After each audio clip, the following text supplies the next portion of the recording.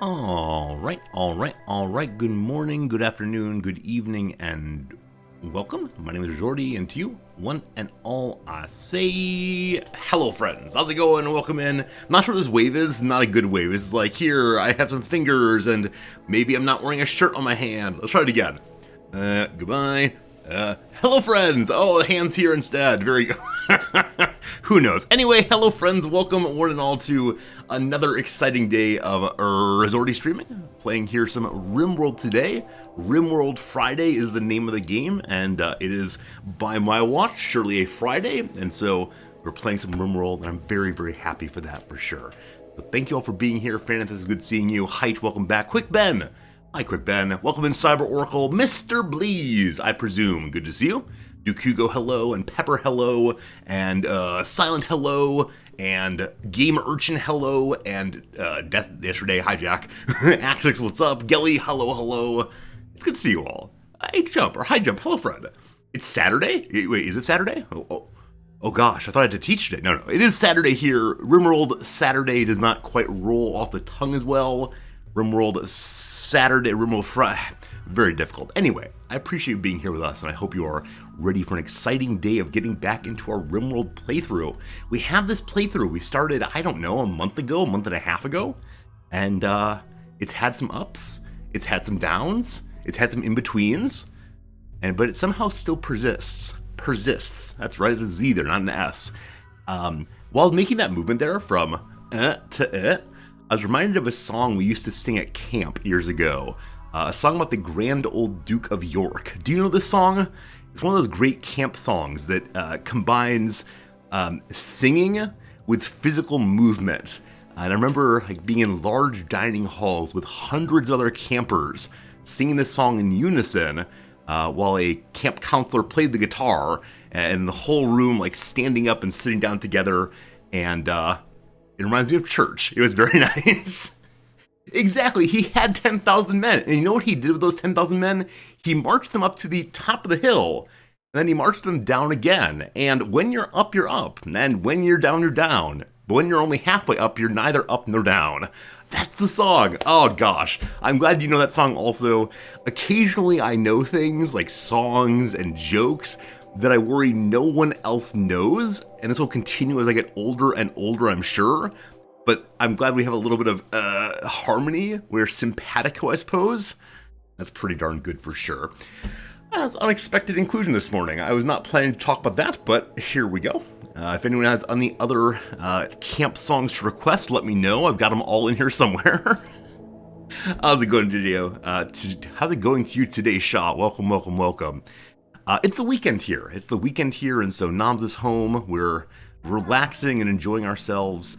Tomorrow we're going to be going to a botanical garden, I believe. We're going to Shinjuku, which is one of the bigger, crazier parts of the town, in order to see some lovely flowers and fall foliage and so on, and that should be very good.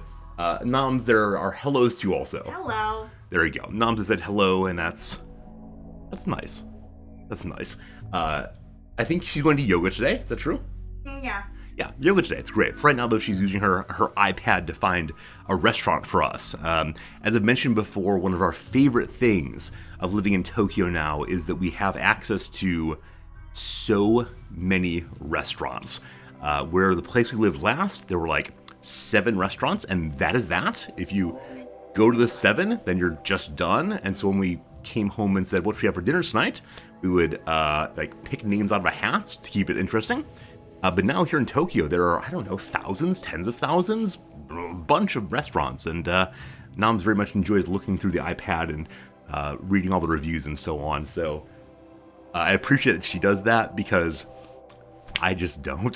The way I make choices in life in general is, if this thing is nice and good... Warm. Right. Nom says, if this thing is warm and it tastes fine, I will get that same thing over and over and over forever. Last night we had Indian as usual. We went in, we sat down. The waiter came over and said, the usual? And we said, yes. And then he proceeded to type it in from memory. And that was the end of that. And we said, thank you. And it was really quite great to see that we are regulars somewhere. But we have now realized that the big rice is too big. It's true. One element of our standard order is the Dai Gohan, the big rice. Big rice. And we got that initially because Noms would get one like entree. I would get one entree also, and we'd then share the rice in the middle. Eventually, Noms decided to move from her entree to a entree set instead, in which she gets a little curry, a little ball of rice, and a very large naan for herself.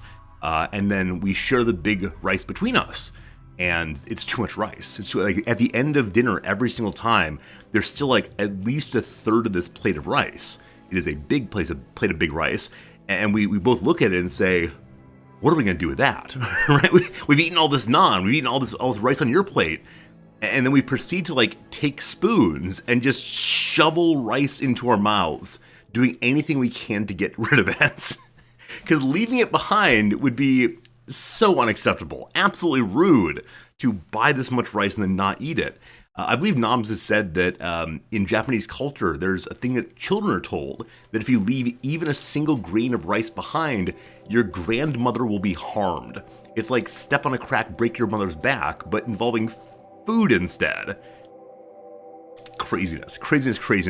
And so we can't leave it behind. And the idea of asking for a take-home box or bag for just rice is also very, very strange to us. So we always just begin shoveling rice to finish out the meal. And I think both of us would agree that like at the end of the night, we're just like bloated. It's too much. In conclusion to my very interesting and important story, we need to order the medium rice from here forward. Noms had a colleague some years back who would tell very, very long and circuitous stories to get to the least interesting conclusion ever. And so she will say things like, that was a very long walk around the bar, and for a very small drink of water.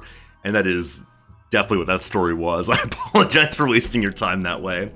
Noms, Cyber Oracle says, look up ninja. Ninja in Akihabara? Asakusa. Alright, I'm sure she'll look it up. Thank you to Cyber Oracle for the excellent suggestion. We'll check out more and more things, for sure.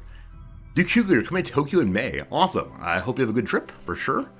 I would say, let me show you some cool places I know, but the only cool places I know are this room right here and the Indian place down the street. That's all. So good luck on your Tokyo adventure. Hey, Rogbeard, thank you so much for your generous resubscription. I'm glad you're here. Hope you're having a good day wherever you are. Hope things are going swell for you. We're just getting started here, and very kind of you to help us out with that too. Bleeze, you love the naan bread. Pesky Phoenix has been making naan bread your own. I can't imagine. I like naan so much. It's one of those things I'm glad I do not know how to make, because if I knew how to make it, I would have it every single day. Naan bread is just like so perfectly fluffy if you cook it right. And none for me. Can't do that. I don't know. There's certain kinds of foods. They're probably the carby foods combined with cheese that if I know how to make them, I will just keep eating them forever. And there's no way to live. Anyway, enough of that. Unspeakable, hello Fred, how you doing today? Welcome. And I think that's all my stories, except for this. I promise this is not a loaded question, this is not a big question. Do you hear a slight buzzing today on the audio that don't normally hear? And I'm sure all around the world people just went, oh, not the audio again, Resorty. Can we stop talking about the audio? So the reason I ask is I hear a buzzing like in the room that I don't think I've heard before, and I can't figure out if it's actually in my ear or out here. If you can't hear it, I think it's just in my ear. My ear feels kind of stuffy. I think the changing season has changed, like, pressure or something. You all don't hear it. Awesome. In that case, it's a problem with my body. That seems pretty bad, but I'm sure it will go away on its own as time goes by, so we will not worry about that for right now. I have tinnitus, something like that. I don't think I did anything that would have like caused troubles to the ears. It really was just I went to sleep and then my head was stuffy in the morning. So who knows, who knows, who knows. All right, I believe it is time, friends. I believe it's time to push the button and return to our Rimworld playthrough. I'm so glad we get to go back to Rimworld once a week or so to keep the playthrough going. Now, as I said, this playthrough has had some rough parts, but today we will recover. Today will be glorious, and I just can't wait to see how it goes. So hopefully you're ready for some excitement too. Hello, Contraption, Rimworld hype indeed. We loaded up. What's this top save file? Chip's Quest. Interesting. We're playing the Kelmar's Cogs playthrough, that one right there. And I actually don't remember where things were when we started last time. Hawkeye, thanks for the Prime sub. Appreciate it. Very, very kind to you. You remember a cliffhanger from last time? I hope not. I'm relatively certain the cliffhanger was 2 Rimworlds ago, and today everything is stable, and we put the game on the shelf saying that when we return here, everything will be great. So this is the base. It is big, it is mountainous, and I love it. Let's start zooming in and see what we see. Have there been any infestations yet? Yes, 3, 4, 5? I'm not sure, but more than a few for sure.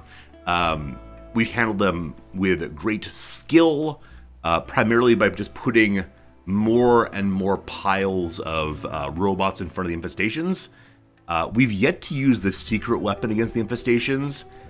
This tool called the Space Heater. It is a burninating mini flame blaster. Mini flame blaster weapon bot. I look forward to burning the infestation out at some point soon. That's gonna be good.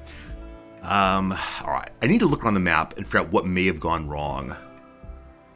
There may be something involving mech clusters still around, but we'll talk about that in a second. As you might recall, the goal of this playthrough is to have one adult character, Lord Kelmar here, taking care of children. As right now there are no children. You might say, Resorty, where'd the children go? On the one hand, some of the children live in these boxes over here. We don't ask questions of how they got there. All of them were loved and cared for in the best of ways, but the world is just a cruel place. Bad things happen to good people, namely me. Beyond that, we also have, orphans who have been stolen, kidnapped. We're working to get them back. At some point, the orphans will return to us. We may even go do missions to save them. I haven't decided how I feel about that, but there's one child named Jim who has been stolen. Number 3, there's another way the children can go, and this is the best way. This is the happy ending for the children.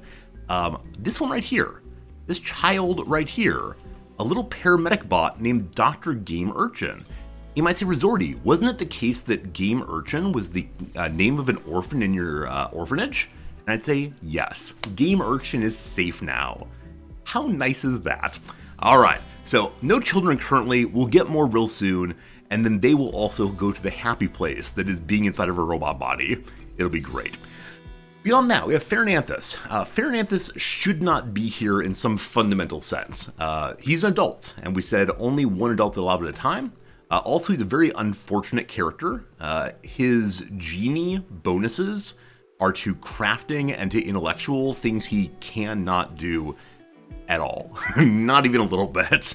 So he's not a very helpful character. The one really nice thing is he fights well. However, if he takes any damage at all, he's out of the fight. The end. So possibly a sniper, I'm not sure. But we're probably going to get rid of him today, most likely by putting his brain into a robot. Or just out and out dismissing him. I think for right now, though, I'm holding on to Farinanthus until I get my military mechs all back up and going, because right now having another shooter is better than nothing. Okay. With all that said, we're going to look on the map and see if there's anything to deal with straight away. This has not quite gotten finished. This is an upgrade we're making so that we can fight in this direction without having to have Lord Kelmar hide back here. Just be able to move him a little bit more forward to control the mechanoids in combat would be very, very nice. Part of me thinks we need to have bunkers like this throughout the entire map, just so that Kelmar has safe places to stand while the mechs fight. because the last time the game almost fell apart entirely was when Kalmar was standing in a bunker door like this, got shot on a very low percentage shot, and then couldn't work anymore, and the mech stopped functioning. It was horrible. That's thing number one. All right, let's head down south and see if anything else. Hello. Hello. All right, traders coming to visit, looks like. Ah, okay. Okay.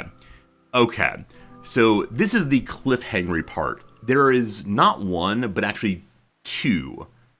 Currently two of these mech drop areas on the map. So this one is not a big deal. We have 7.3 days until it turns on. It only affects females, though, and Fernandes and Kalmar are both identified as males in this game. All of the other pieces and parts here are dormant, so we can genuinely ignore this one forever, as long as we don't get any female characters. However, we might go clear out at some point. It's just not a high priority at all. The other one is a bit of a priority, and that's because of this thing right here. The auto mortar. In 2.9 days, about 3 days, it'll begin firing on us over and over and over again.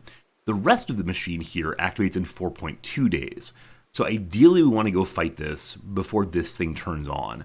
Now what we see here are 3 baby turrets, 1 big boy charge turret, the auto mortar, and 1 centipede. There's also something inside this mech capsule, who knows what. The worst possible thing would be either another centipede or instead one of the boss mechs. At some point, boss mechs do become part of the spawnable content for drop pod raids, I believe, but I'm not sure when that happens. We'll see eventually.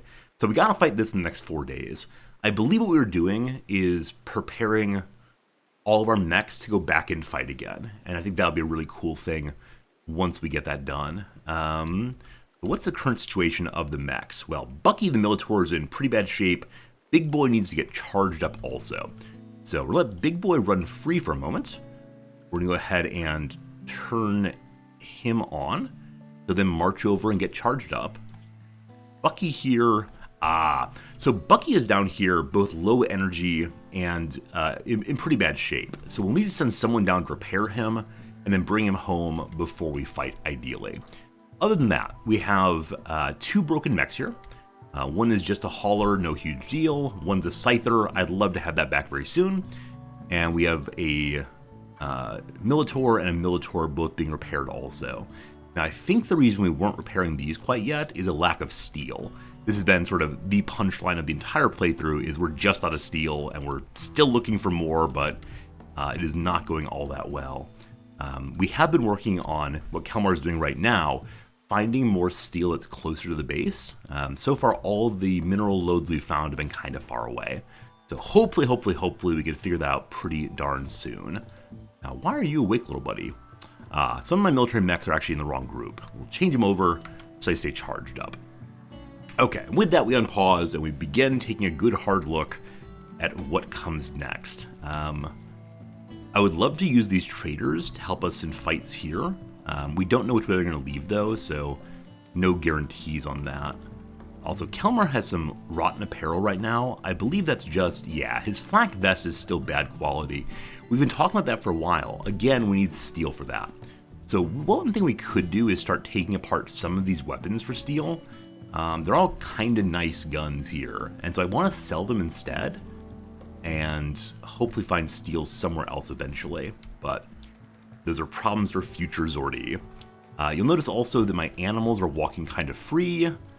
I don't know what's caused that. So Fernandes, can you handle animals? Allegedly, yes. So you're going to go ahead, my friend, and haul these animals all in. It already has the best pen. Okay, so it's saying it has the best pen because I don't know why. So this is all being declared. I see the issue. Once upon a time, this was an AC unit. We no longer needed 2 AC units to this room, and so I removed one. If we go ahead and refill that, the pen will then become back in here again. It's not a huge deal that we do that, but I'd like very much to make sure these crop fields are available if we want to plant crops again in the future. So that will get fixed presently, and then we're good. Are there any steel mines I can raid? So truthfully, we haven't done any raiding at all because we usually have only one responsible adult in the base. And I worry that if I took Kalmar and the robots to fight somewhere, the base would just fall apart. So no, we haven't done anything at all on the world map in this playthrough. Around it, you'll see a bunch of complexes. You will see gold mining and steel mining and component mining. Like, everything we could possibly want is here. Now, with that said, I've actually never done a raid in any of my Rimworld playthroughs. Not a single one. I don't know how they're done. I don't know how hard they're to fight. Like, this one says 8 people. Does that mean I've got to fight 8 people with my little robot army? I'm scared. I want to stay at home. Caravanning is terrifying. New followers, thanks for the follows. I appreciate it. It's good having you here. Hopefully your Friday or Saturday is going great, and hopefully you're getting some relaxation in. Okay. Kalmar, what you doing? Trying to cut more stone blocks. So I wonder what the stone blocks are going for right now. I know I just put a make stone block wall here. But I wonder where else they're going. I know I suspended out this way. So they're not going there right now. And it's always strange knowing that things are going somewhere. Items are being used, but we just don't quite know where. Also, we'll have to deal with this today. Our beloved waste stockpile has gotten almost full. I don't think there's an easy way to tell how much space is available. Like, by sight alone, I think it's maybe a third or so is open, but not guaranteed. Hey, Beer Music Games, thank you very much for the resub. Was this restarted? This playthrough? Nope. If you were here a couple weeks ago and saw, like, this playthrough is going to end, Rizordi said, this playthrough is going to end. Surely, this playthrough is going to end. Somehow, amazingly, the playthrough did not end. We actually survived a little while longer. It's size 404. Yeah, that's a good point. So we can do math here. By we can do math, I mean you can do math. So friends, there are 404 spots inside of this lovely stockpile room. There are 999. Oh boy, okay.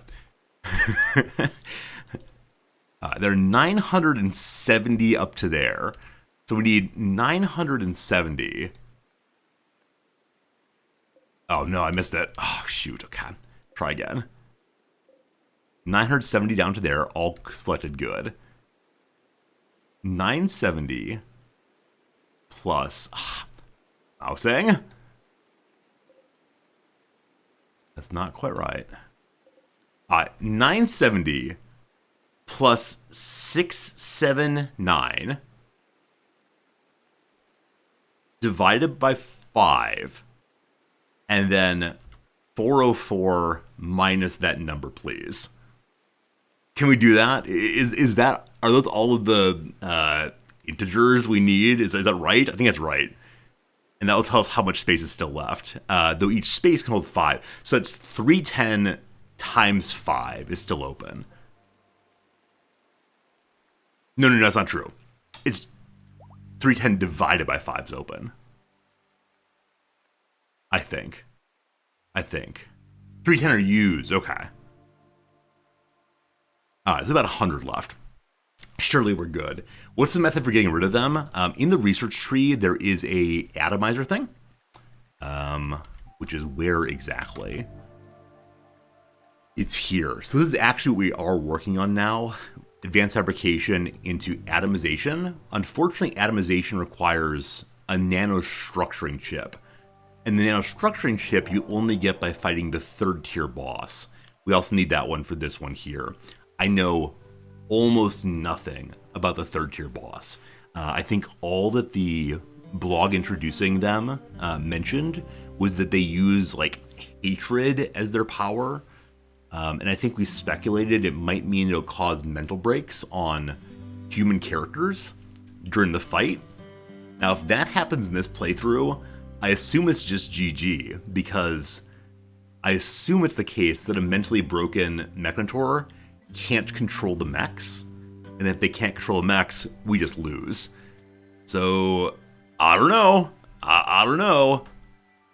Wait. Wait, really?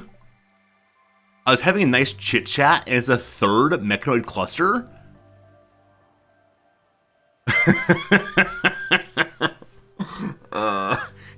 Welcome, my friends, to Randy Random. Everybody's favorite playthrough is Randy playthrough.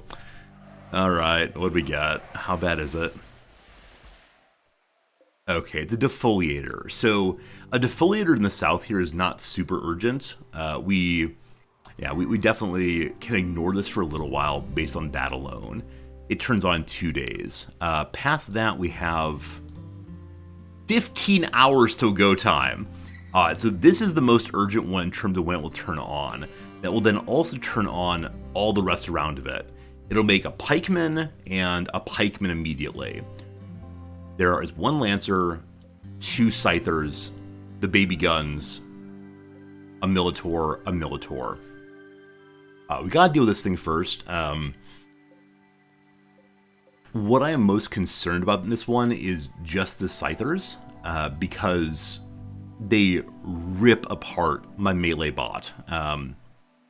The last raid we almost lost the playthrough on is one where I sent my my mining bot forward to try to hold on to 2 scythers for a while, and in the course of, I don't know, 10 seconds he went down. Now I think we got very unlucky and they attacked his brain directly. Its brain directly, but yeah, while fighting this we have to get those scythers down just as fast as possible. 15 hours there. In the morning, we'll deal with that immediately. Hopefully, we don't take too much damage here, so we'll be able to then almost immediately turn over and fight these. Other possibility, of course, is using mortar shells. We do have a mortar, or 2 mortars, which we stole from a raid earlier, from a siege raid. Unfortunately, all the shells for it is way over here. Yeah, I need to get those in before they fully deteriorate. So much to do. Can my own scythers tied up in melee? Yes. So I have, I think, 2 scythers functional right now and 1 that's broken. Yep, I have Gash and Reaper ready to go. Both kind of low energy. The only reason I'm hesitant about using scythers on scythers is it's much stronger, generally speaking, to have scythers engage with long-range shooters, because that way then can't shoot long distance. They're locked into melee, where they're much less effective. So ideally, I want to have my scythers fight these pikemen and this lancer, and then have probably my militors quickly blast down both of their scythers, and then deal with the militors after that. I think that's the strategy. I think that's the goal, at least. We'll see. There's no proximity on any of these 3, so we can move kind of freely to get those figured out.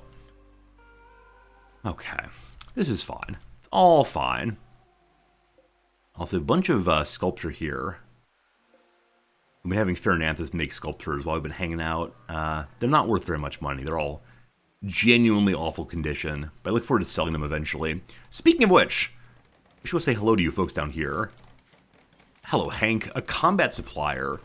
Alright, so probably nothing we really need off these people. They could maybe buy some of my weapons, but if they have like cheap kinds of weapons to buy to smush into steel, we'll probably do that. Hello, friend. So, no components to buy, of course. They got some nice medicine. I'd kind of like that, but it's not super high priority.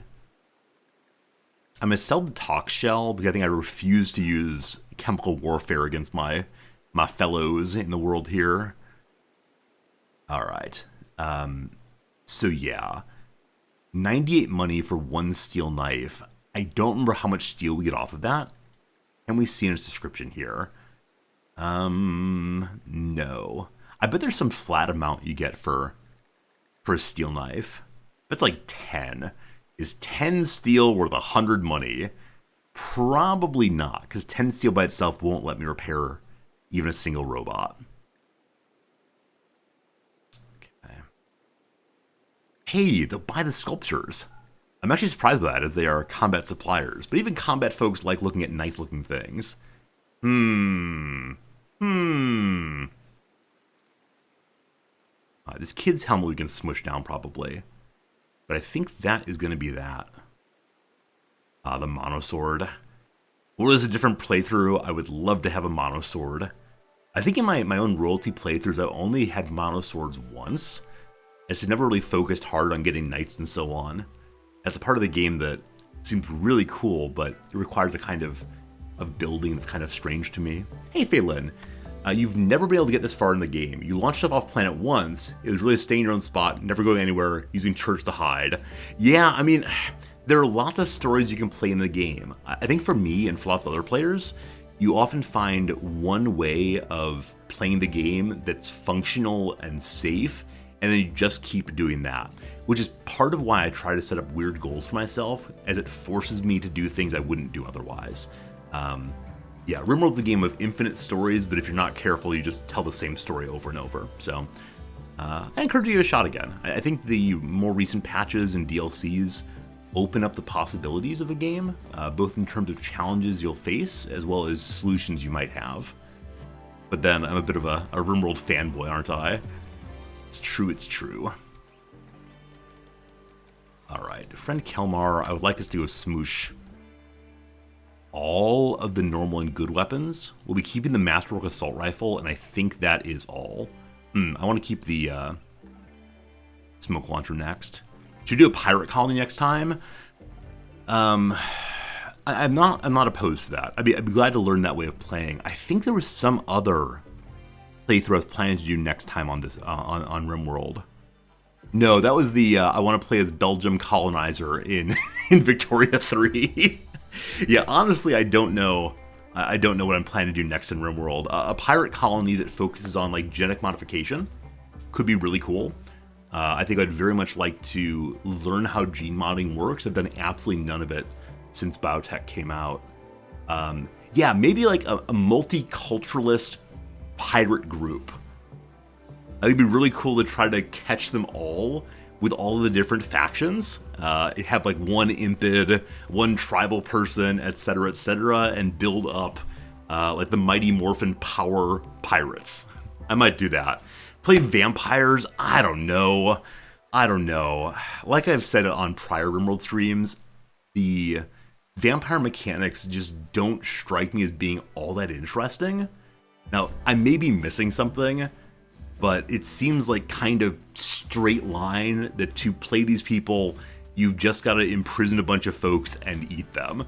And like, it's kind of narrow. Hello, Noms. Hello. How's it going? I'm going to share with you. Share with me or share with them? Everybody. You want to come show or should I show? No, you can show. Okay, so Noms is here eating Cheetos. It's not Cheetos. You probably hear her eating.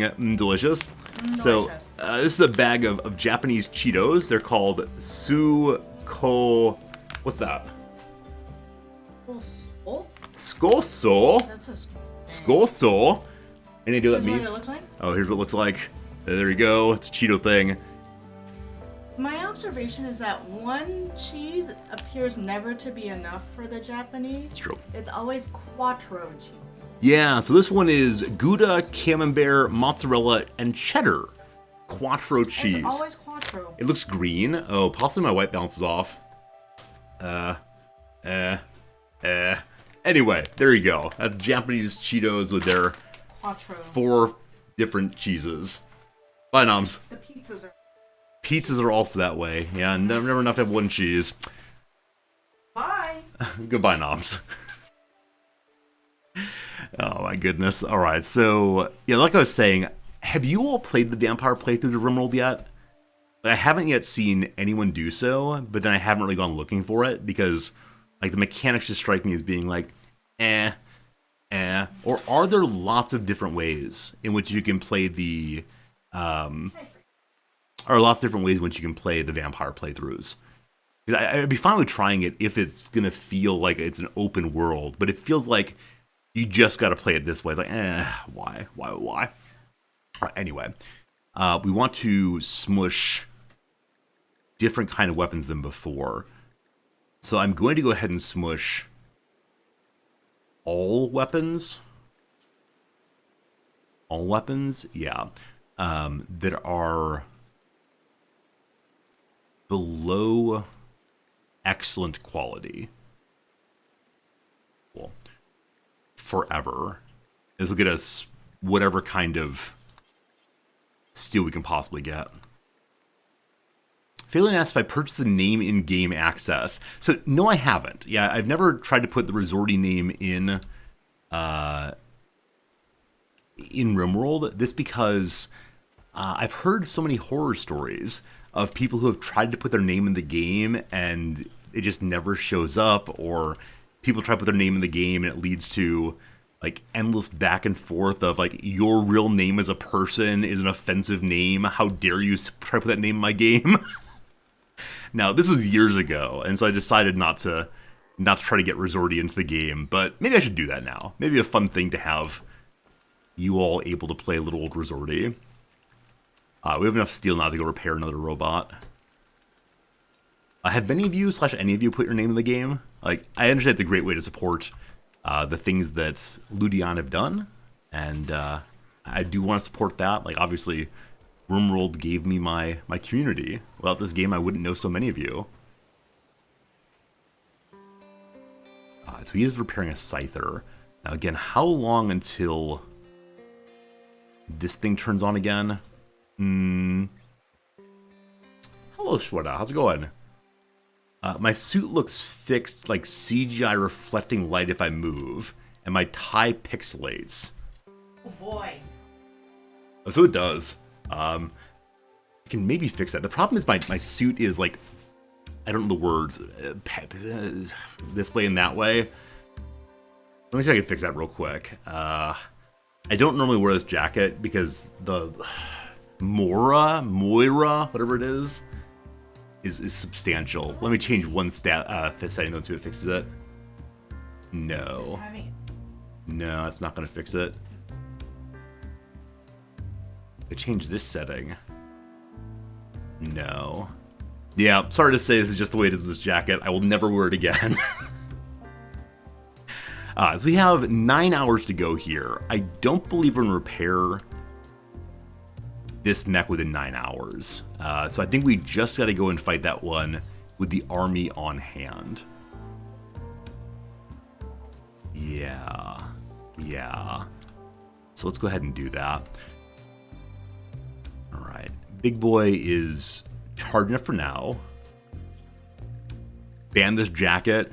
I mean, I can take it off right now. We can do it since it's Rimworld Friday, Saturday. We can do things different here. It doesn't need to be a jacket day. We have freed ourselves from the confines of jackitude. Next thing, tie coming off. So group number 2 is going to be my group of fighting. We're going to go ahead and bring all of them into Big Boy also. We're going to bring all of them into escort mode. And let's head down and deal with that. Fairnet as you come to. I think one thing this playthrough has done, because of the centrality of the Kelmar character, it is like constantly a feeling of this right here might be the end of the playthrough. Right? It is possible that if Kelmar takes damage, it's just over. We've gotten lucky repeatedly and that's not happened, but maybe one of these days. A bully from the people of Trebonico are visiting. His name is Green Salmon. Hello, Green Salmon. You're coming the wrong way, unfortunately. Well, I was hoping he'd come this way and help us fight, but he's moving very slowly, I think. Nope, I was on game speed 1. Alright, here we go. How much time left here? 7 hours still. Okay.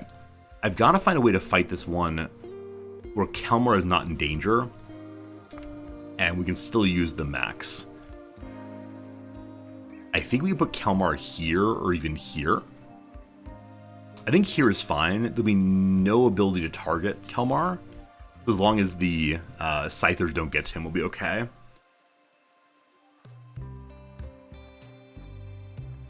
Where is Big Boy? Hello, Big Boy. Also, once again, I brought a little space heater along for no good reason. I'm sorry, space heater. This guy gets to come out just to look at the world, but not fight, because mechs are immune to fire. Okay, if I put Kelmar right there, then yes, Space Heater can get there at least. Can the Meleers also? They can. If Kelmar goes back to here, we're still good. We're still good. I think the only fear then would be if the pikemen that pop out here and here head down this way and outrange us, then I'll need to move Kelmar forward to here probably in the midst of a fight, and we just don't want to do that. So we'll see what happens. All right, big boy's coming still. Pikeman's coming still. I'm surprised that pikemen are so slow. I don't think I ever realized that when playing against them. Yeah, they move not fast at all. 6 hours to go. Good to good. Scyther number 1. You're going to go to the south. Scyther number 2 also. Pikemen will stay back here. Wish we had more cover, but not really. There. One worry always is what side of the mech assembler will the pikemen pop out. I wish they always came out of these doors, but I think they can spawn backwards also. And then you have to have your meleeer walk through it, which is always very awkward.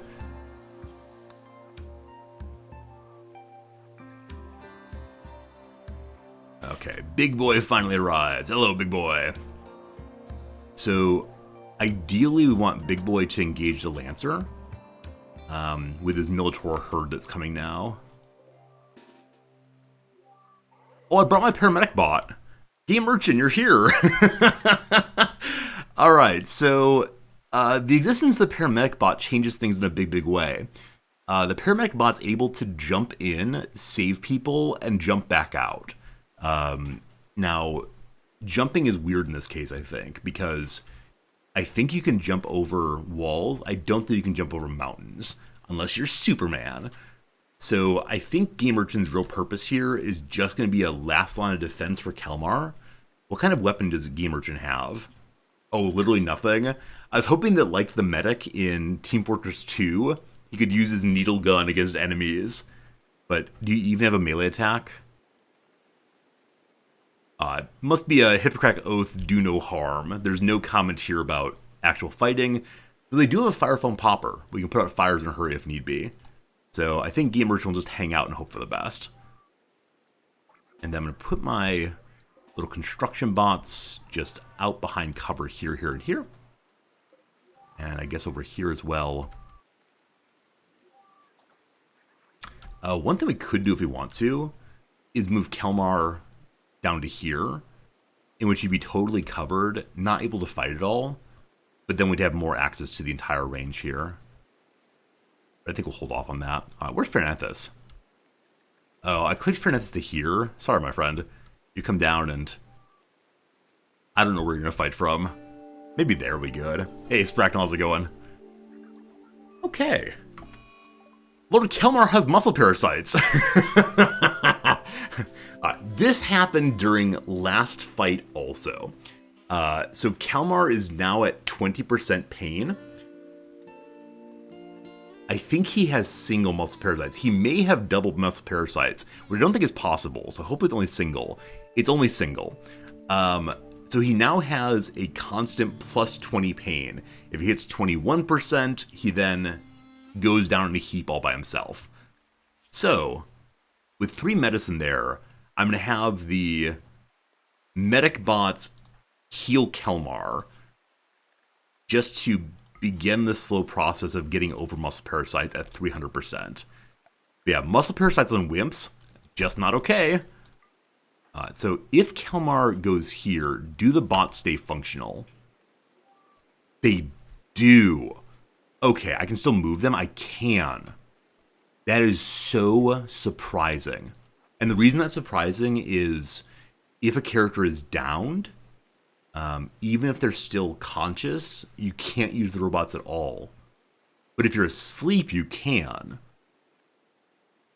If I sit down on the floor, I feel like I'm more conscious than if I fall asleep.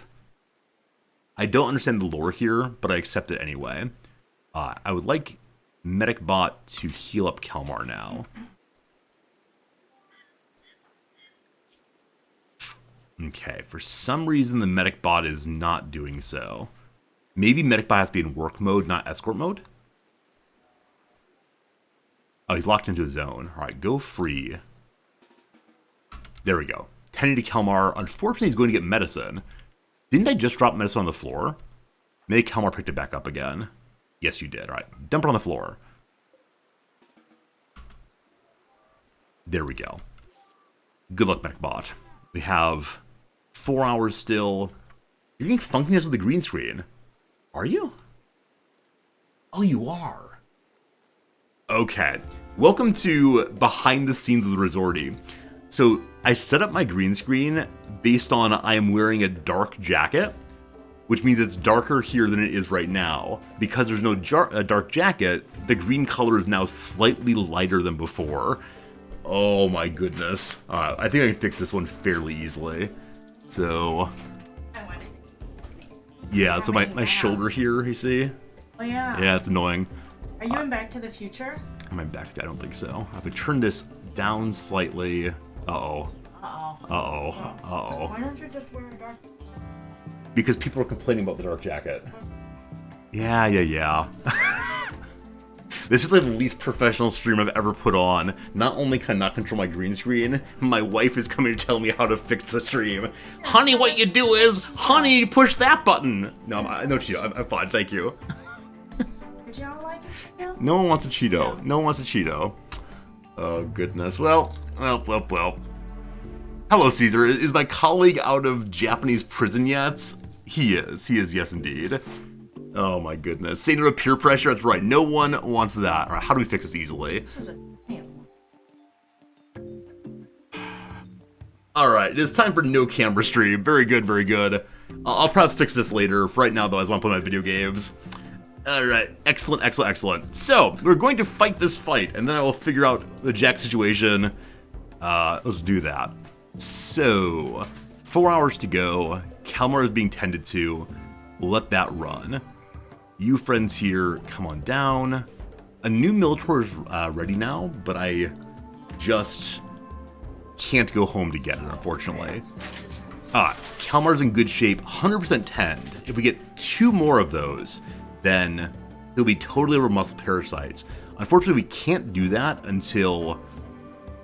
Yeah, we can't do that until the tending is available again. We gotta do that. Medic bots, you're just gonna hang out here again, return you to escort mode. Escort mode? Good. Alright. Do we feel ready?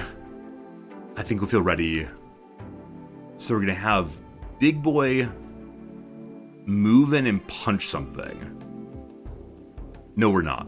We're gonna have the Militors attempt to shoot the Scyther. Now, it's a foggy rain, so this is the worst possible case for ranged accuracy.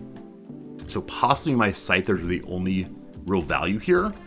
We're gonna have all the construction bots and this team attempt to take down the Scythers as fast as possible. And one concern is Fernandes is gonna be hit by the Scyther. If we see the Scyther moving this way, we'll move Duke Nukem over to support. Okay, gotta believe. You 3 shoot here. You shoot here. You shoot here. Surely one of those will hit.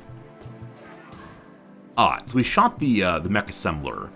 A pikeman should pop out, but is not yet. So we're gonna have both of our Scythers attack the Lancer first. A Big Boy is tanking, that is great.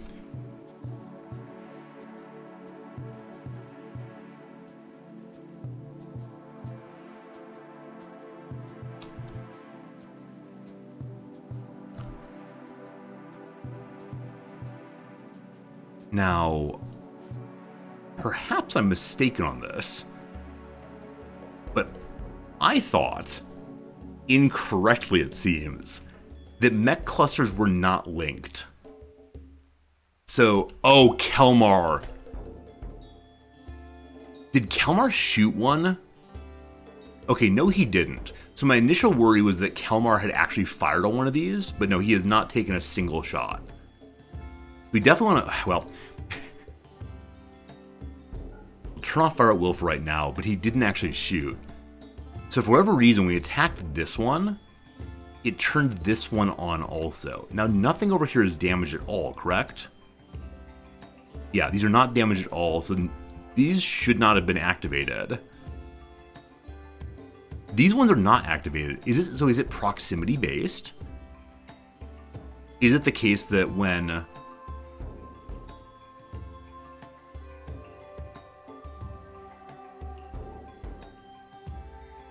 yeah, this is somewhat major error, isn't it?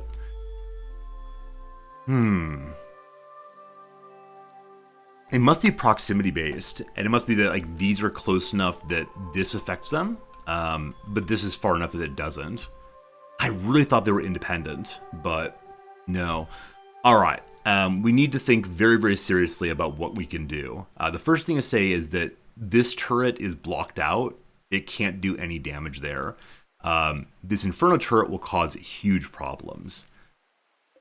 This Scorcher will cause huge problems against Kelmar and Fernanthus, but nothing else. It's Foggy Rain. So I need to get Kelmar away, but not so far away we can't control the mechs.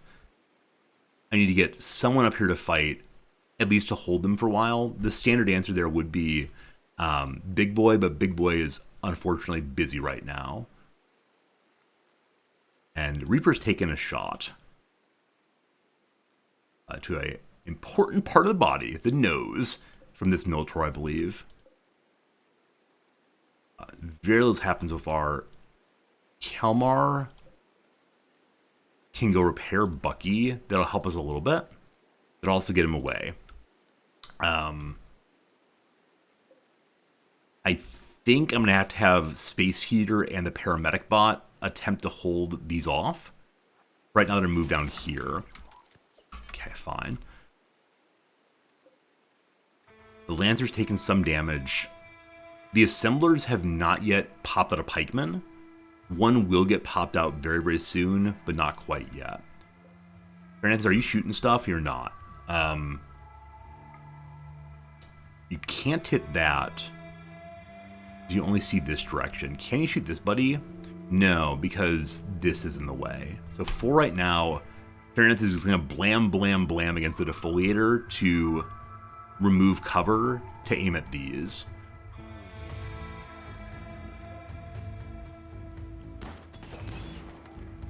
Yeah, again, Big Boy is getting absolutely ripped apart. Okay, so Game Urchin's taking damage from the Minotaur. That's kind of fine,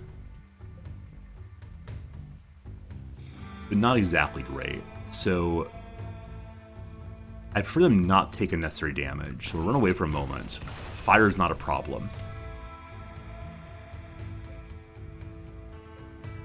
These Scythers staying up. Okay, one Lancer down. Awesome, awesome.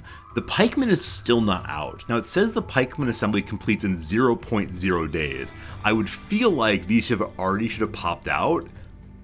They both say 0, but they haven't yet, for whatever reason.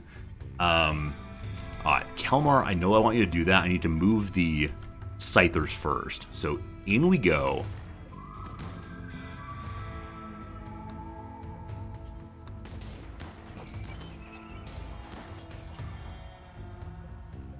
Once again, Scythers will be the death of Big Boy.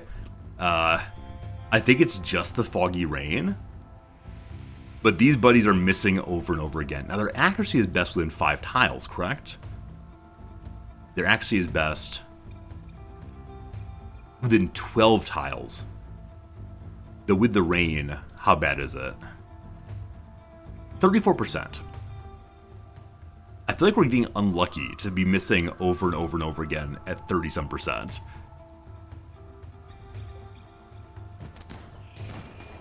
Okay. Y'all are chopping. Great. Kelmar, I'm going to have you help with shooting. The Testron over here can only damage human folks, so all of these are fire, except for this one. Kelmar, I'm going to do turn and fire on that. Baranth is still shooting here. Great. So Big Boy's down. Yeah, once again, the issue is just I can't down Scythers fast enough. For whatever reason, Militors seem like absolute trash against them. Also, my 3 construction bots are attacking here. They're only 10% chance of hitting, so that's kind of unfortunate. No, here.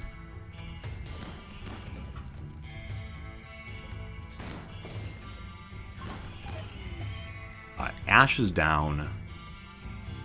Scyther killed him. Another Scyther's down. Great. This one's at full health, though. I would like to have Halberd turn an attack here. And then you two, I'd like you to disengage and blast that one. If they go for Fernanthus, we got to keep an eye on that. Okay. The Scyther's going to destroy my Militors so fast. However, we destroyed one also. Hey, the pikemen are here. It took a long time for them to show up, but they're now here. So attack that, ignore the Militor.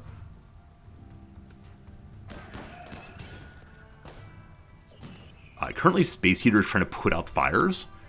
That's fine. Kelmar, shoot the Scyther. Fernanthus, you might die. That's a decision or a cost I'm willing to pay.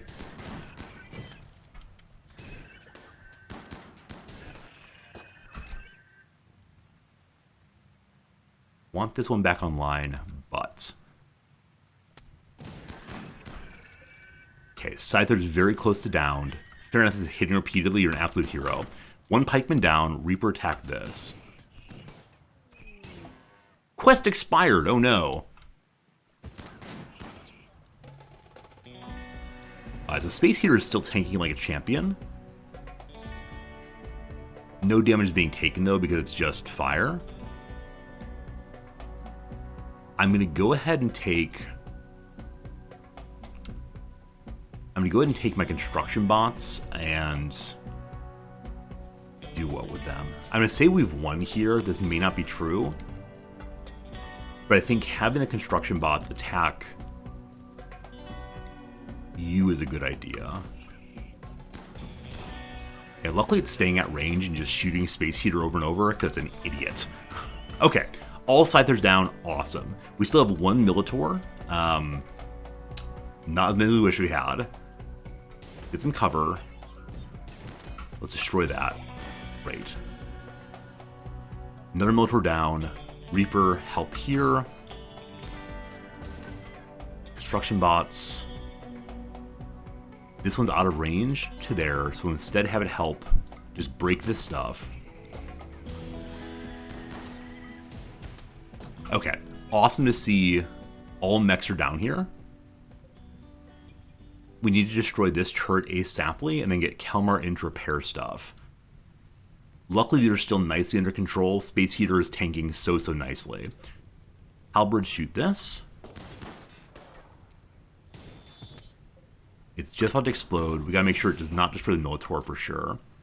Ah, another turret there. Definitely missed that one. So Jimmy, you shoot this instead. Bob bot also. The Testron is now engaging. Again, no problem for mechs. Helmar, help here again. Yeah, this is one of those cases that feels simultaneously winnable and unwinnable. And again, the other group here turns on in 2 days. Okay. Gash went down because of the little slugger gun. I'm going to have Reaper go destroy this. We just need to be absolutely sure it does not blow up and kill our friends here. Bombot's trying to help here. 20% chance of hitting. Move this way, 9.2% chance of hitting. Why is it so much lower? Like, maybe it's a close range issue. But again, fire can't harm them. Okay, something just blew up. It was this here. Okay, the part where I said we need to make sure it does not explode on the Reaper. Whoops. Alright. Everything is down here, correct? Yes. So Duke Nukem, you go help the construction bots. You can't take any damage. Fairnanthus, we break the things that are here. Kelmar, we go repair stuff. Halberd is better at longer range, I believe. Yes. So, Halberd, disengage. Space Heater will still keep tanking. Game Merchant's down, but not dead.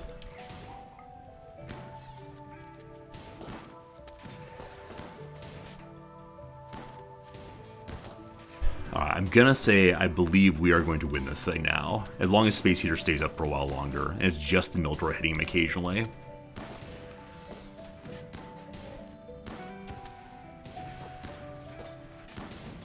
Big Boy's gonna take forever to repair. The Miltors get much faster. Also, there is some kind of brain implantation one can do that will allow Kelmar to repair at distance. We have not done that yet. Something else just blew up. I believe that was the Inferno Cannon firing. It's raining, so no problems there. Tesseron down. Great. Halberd, come help with this one next. This is going to blow up. No one's in range. That's fine.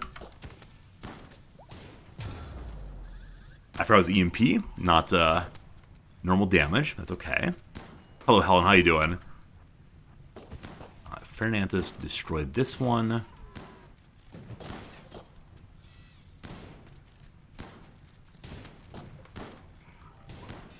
Okay, another one down. Awesome, awesome, awesome. Our ranged folks head to the north.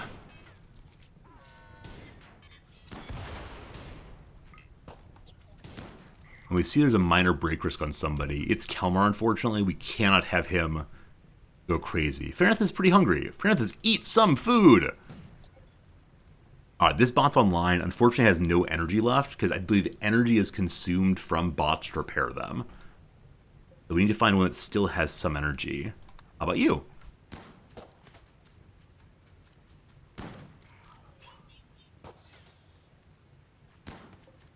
Okay, apparently Duke Nukem's not in range.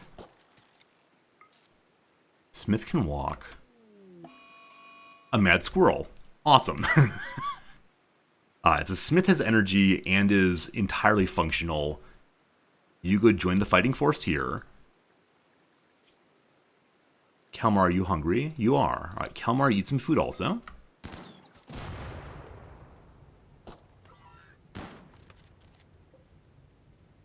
Militor's almost down. The Mad Squirrel. Okay. Mad Squirrel's up this way. It would need to go through the entire base to get to us. I could have my my worker bots go fight it, I guess.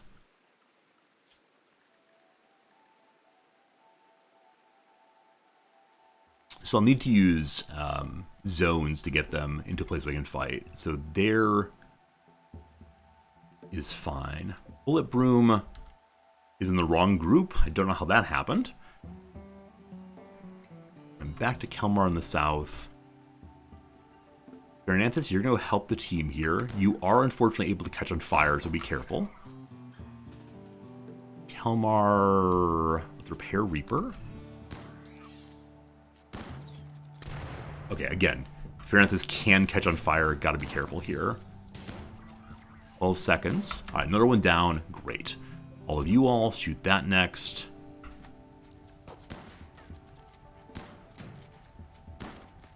Fairnanthus can't see this, unfortunately, but that's fine. I think it probably means that it can't see Fairnanthus either. Fine. Great. Okay. I was definitely concerned that we were just going to die here, but no, things seem pretty good, except for all of our bots are running out of energy. And so we're going to need to head home and recharge before we fight this one. What's left is just this. We can use this as cover against it, or this as well. I'm definitely going to use Reaper. That's how much energy left. 0.05 energy. All right, we can't use Reaper at all then. So Kalmar back to repairing Big Boy.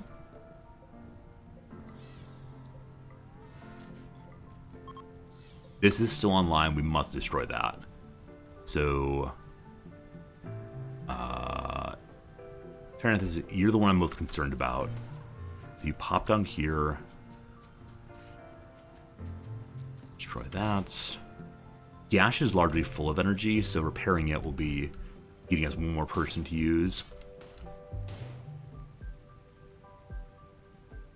Space Heater. How far can you move right now? They don't move here right now with Kalmar so far south. Please don't shoot Kalmar. Please don't shoot Kalmar.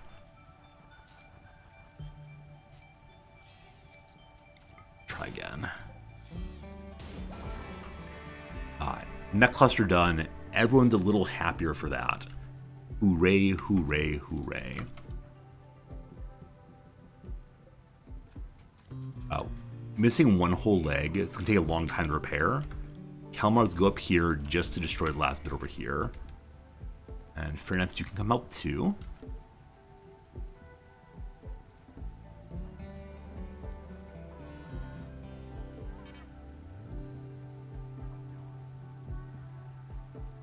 Base Heater, onto you to draw fire. You're doing such a good job despite the fact that you are not actually doing any good work here.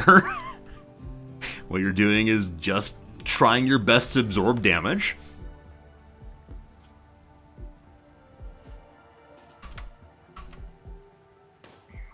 Oh man, Space Heater goes down in a single shot. We're going to overwhelm this fellow with mechanoids. Such good aim on the turret, despite the fact that it is raining out here.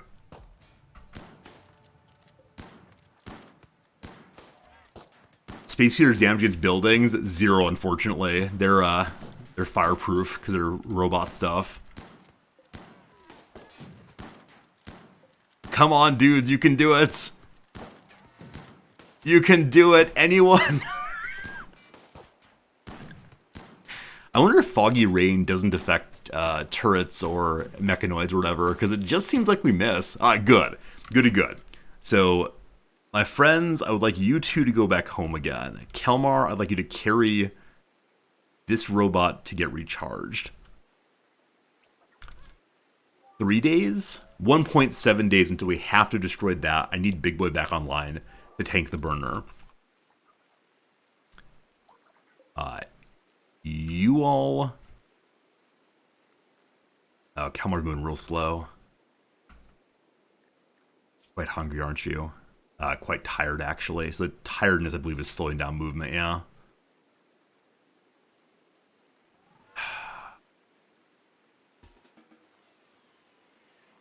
We'll leave that there for now. The same actually as a squad of stormtroopers. It's true. It's kind of embarrassing how badly accurate they were. I'm amazed that Kalmar has not had a mental break yet. Like, he is down into almost no mood. Gonna be fine, gonna be fine. Alright, all of the mechs are broken. I'm gonna have all the mechs go into their correct zones and hopefully get recharged. So,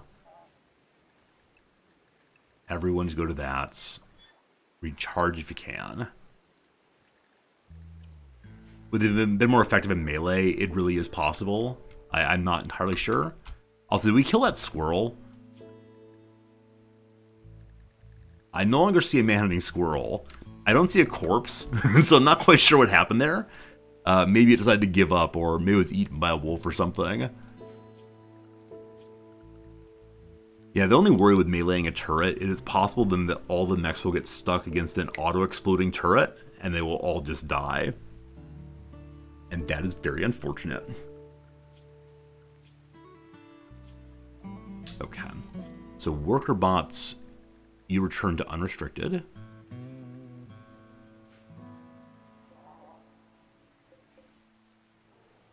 All the chargers are being used, correct? Yes.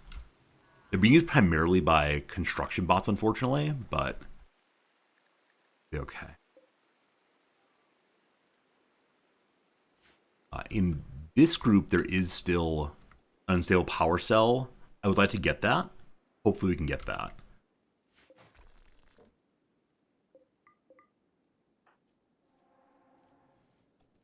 Okay, 1 day or so. If we try to destroy this thing, everything turns on, I believe. So we need to be ready to fight in 1.5 days. We're not going to be ready to fight in 1.5 days. It's just not going to happen. Happily, it's no longer foggy rain. My goodness, thank goodness. Oh, is there something I can blow up there to destroy the whole thing? No. No unstable power cell, unfortunately. We could bring one down, drop it on the ground, activate all of them, and blow it up right away. But that seems really risky. We could use Farinanthus for it, I suppose, as Farinanthus is, in fact, disposable. But I think it would be better to try to survive. We'll see. How energy hungry will a tier 3 mech base be? Yeah, hard to imagine. Really hard to imagine. And I think it's... the base is not especially energy hungry as long as we're not fighting. And as long as we have enough time between the fights that we can... we can get everything up and going again, it's cool. It's just when we have rolled fights like this, we have to go from 1 to 1 to 1, that it does get very difficult very quickly for me. Okay, Kalmar has decided to go smoke all the smoke leaf. His mood is not that bad, but you need a puff, and that's okay.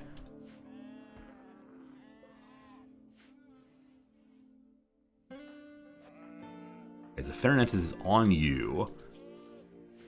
Are you able to repair bots? No, I think only the mech dude can do that. Also, Farinanthus refuses to smith. It's a smithing job. We can't really do anything until Kalmar comes back to us. The one quote-unquote nice thing is, as this thing turns on, only the mortar will try to destroy us. The rest of the mechs will just stay here. So we could go get these shells and just bombard and hope we hit their mortar before their mortar kills any of us. Just don't know. So Farinanthus, yes indeed, and have you haul these shells in.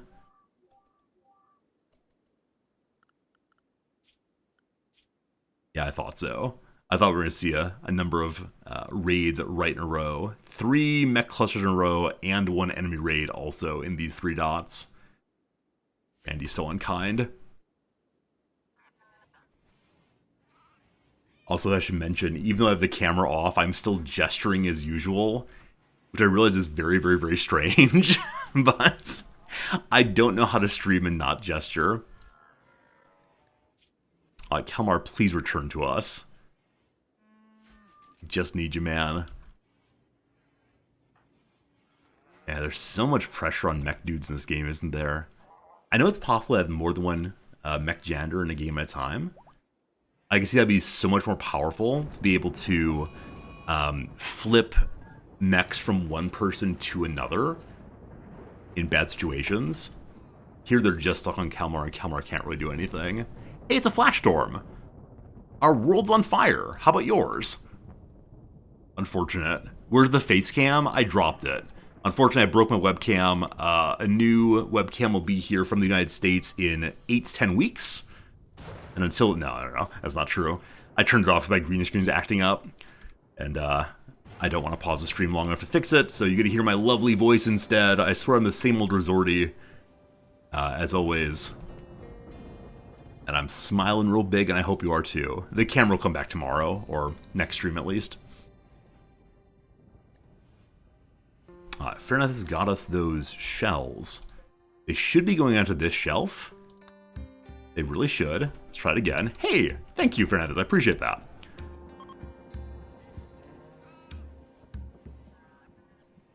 Okay, so if we bombard these, we're not going to be able to get back the mechs that are downed over here. We're going to replace the face cam with a waving emote. I mean, I think if we were constantly waving, it might be really weird. We can try, though. We can try and see what happens. It might be distracting, but I'm happy to give it a shot. So, add image. Is it this one here? perfect. Alright, you tell me what you think. We'll give it a minute or so, and we'll see how this goes. Look, it's me! Look, it's me, I'm waving!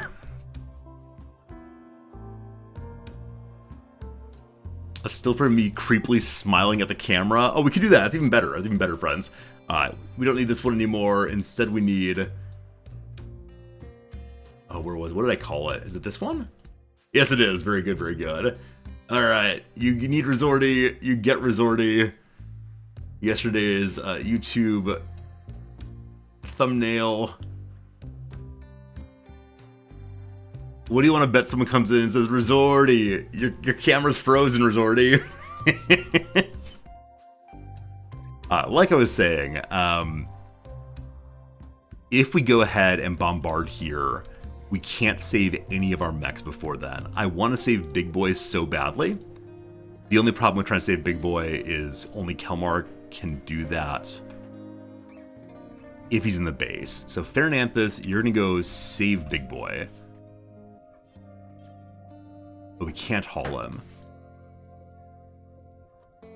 If I make you unrestricted, can I do anything with you? No. So at this point, because he's online, and there's, I believe, no open charging spots, I can't make him get charged. So he's just going to hang out there on the ground until Kelmar can go save him. Now, Kelmar just came out of his binge. He's real tired, but feeling real good anyway. Have how much more time? No, I know there's a scythe underneath him. So if I could interact with the non-scyther, it would pop up and say, like, here, choose that or that. But because I'm right-clicking and there's nothing about Big Boy, I'm pretty sure I cannot pick him up at all. Now, is the charger for his size open? It's not. If I move Pikeman out of the way, can I then move Big Boy up? Yes, now we can. And how charged is Halberd here? 77, more than enough. Man, all my mechs are charging up really high. Oh, you know what? I wonder if when you go into recharge mode, it ignores the recharge settings. I think it does. I think it definitely does. So they're trying to charge to 100% instead of only 66%. I'm glad I know that now. So you all are going to go to dormant self-charge instead, and then we'll plug in the ones that are looking pretty bad. Oh man, Fairness is slow. Alright, never mind. This may not be worth doing. That bad back, slow movements through a fire. Perhaps not, perhaps not, perhaps not.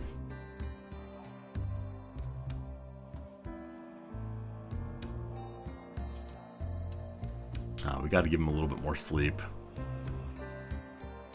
Then we got to spend a day just repairing mechs. How many hours now? 17 hours. So I believe the mechs down here will stay leashing until the buildings are destroyed.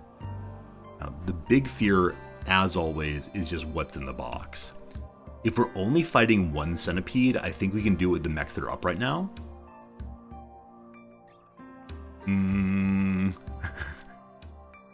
We'll have to do the very awkward thing of using all of my work bots as being meleeers. But that might be okay. Also, if I destroy just the mortar, I believe that everyone else will stay here.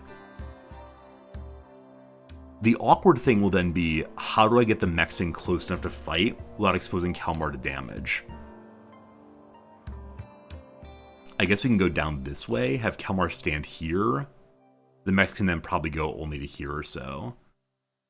And they'll have to like range against a burner centipede. Now, burner centipede, no real risk for our mechs. So we'll see. Keep mortaring. So the fear is this. I only have 6 shells, and yes, I did just hold up one whole hand and my thumb. 6 shells left. And so because of that, I'm pretty sure we'll not destroy all of it. I don't think we know how to make... No, we do know how to make mortar shells. I forgot. Because we have researched biofuel now, and we've researched mortars. No, we haven't. So we have shells. We do not know how to make shells, unfortunately. All right, Kelmar is moving. What's Kelmar doing? Getting some bodies out. Good stuff. Hey, a slave ship overhead. Is it time to buy a child? I believe it's time to free a child from slavery. Oh, I made a post the other day on the developer Discord of the form, why is it that children prison break and the only way to get them back in prison is to beat them up? Like, why can't we say, let's play make-believe in this room? Or how about we go ahead and get a cookie or something? Or isn't it possible for an adult to pick up a child and carry them back in the room? And before the developers responded, some other users like, what kind of monster puts a child in prison? And I responded saying, I'm not being monstrous. I'm trying very hard to free children from slavery and help them lose their slave feature. And the other user says, you're doing it to yourself. You can just release slaves. And I say, well, my RP, right? The idea of sending a 4-year-old child into the wilderness by themselves seems a little sad. And then he says something like, this is a you problem. Don't complain about things that aren't wrong with the game. It was so weird. I was like, I'm just trying to talk about my experience as a player. Oh, well. We got a child. The child's going to be a slave, unfortunately. Yeah, so I'm really hopeful the developers didn't get distracted by the, like, back and forth. Like, I finally just stopped responding because it felt like the person was being intentionally obtuse. Because the point was not like, I'm a bad person for trying to free kids, but instead something like 4-year-old children should be controllable in some way other than punching them in the head, right? It's very strange. All right, child, welcome to the base. They're willing to buy my donkey, but none of the other animals. Also, I'm sorry, adults. I'm so sorry, adults. Chocolate could be really nice to have. A little mood boost there. They have components. Ooh-wee. Ooh-wee, ooh-wee, ooh-wee. We'll buy those. And what else do I need? Did I see the Rimworld Reddit post of the day? I've not been on Reddit at all yet today. So what kind of things are our friends on Reddit Rimworld arguing about? They want racism. So I wonder what kind it is, but if it's the kind that a baseliner is uninterested in spending time with characters who aren't baseliners, I get that. Like, as I said previously, if I were walking down the street and then suddenly saw, like, a person who's bright blue and has, like, cat ears and is spitting fire out of their mouth, I wouldn't say, like, this is an immoral and horrible thing, but I'd be weirded out for sure. Like, it does not make sense to me. And so, yeah, I would definitely accept that baseliner characters could have strong feelings against non-baseliners in the exact same way that there's misogyny in the game, right? That some characters dislike male or female characters. Now, if they want more racism than just that, I actually don't understand what they want. So that's my thought here on that kind of matter. We still have a whole bunch of money. We could save the money to buy more children, as I continue to say in out-of-context ways. Or buy a little more nice medicine, maybe. Okay, that's enough for now. Kelmar's hungry. Then Kelmar's repairing. Which of the bots that are inside are at very low power? Duke Nukem. Hello, Duke Nukem. We do want to get you plugged in. Also, hello, child! Okay. So we could let this child wander freely and attempt to put out fires and such, but let's not do that. So first things first, let's go ahead and name this child after one of you. Cyber Oracle, you were the first subscriber of the day. Thank you very much for your generosity in our channel all the way through. You're going to be this fine child. Now, by naming this person after you, there are no guarantees of what's going to happen. Also, you're a Neanderthal, I just noticed. So you get a bonus to toughness, I think? Yeah, you do more melee damage. You go down less quickly. However, you move very, very slowly. And you're a bit of a big dumb, unfortunately. Welcome to team, though. Also, yeah, sickly is their further modification here. So you're good at medicine, but get ill perhaps regularly. Alright, here comes potentially the sad part. So this room here we're going to refer to as Cyber Oracle's Cave. And I just need you to stay inside of there for a very, very long time. 60% chance. Kelmar, 60% chance.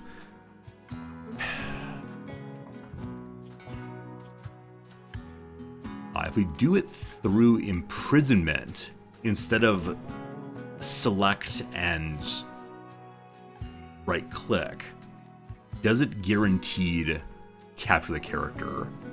So our warden is Kelmar right now. They both have 0 in social, unfortunately. These poor genies. That said, Kelmar's 0 is higher 0 than Farinatha's 0, I believe. Right, Kelmar's 0 is a... Can't see it there. Farinatha's 0 is a -8. Kelmar's is a -1. I think they're both equivalent to 0, though. Kelmar, let's go save this child. And speaking of which, Cyber Oracle, you stay inside the base. No burning to death yet. Shopbot, I'd like you to go to sleep. In the other group, we have a free mechanoid as well. Is? Failure, you're playing a new world called Resorty. I hope you have a good time. I hope you have a really good time playing Rimworld. All I ever want. Alright, food consumed. We go to arrest Cyber Oracle. Now, the worst thing in the world is going to be if Wimpy, Lord Kelmar, gets like kicked in the shins and gives up. So we're going to have Ava assist us here. Ava has a light melee attack. And I believe last time Ava used the light melee attack, they killed a child. So, I believe. Come back, kid! Come back! I don't want to play hide and seek.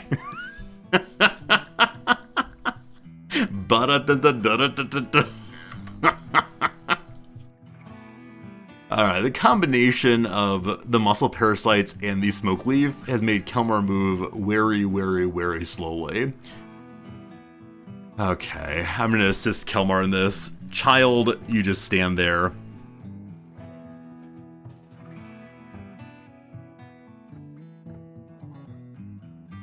Okay, success, awesome. I don't know if it's a guaranteed success, or instead if that is a, I don't know if it's a guaranteed success or we got lucky. Either way, the child will not die yet.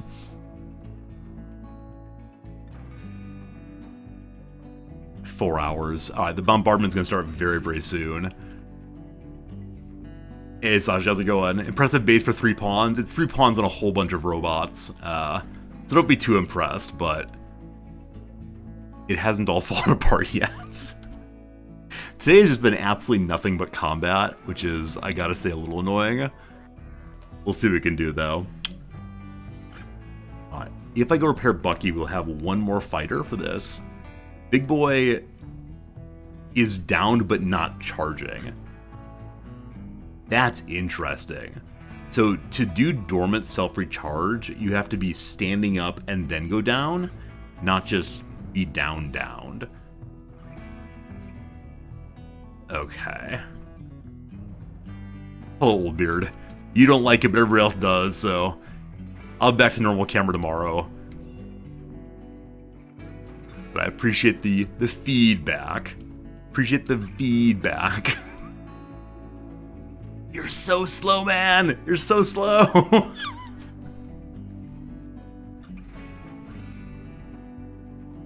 Okay, the child is safely put away.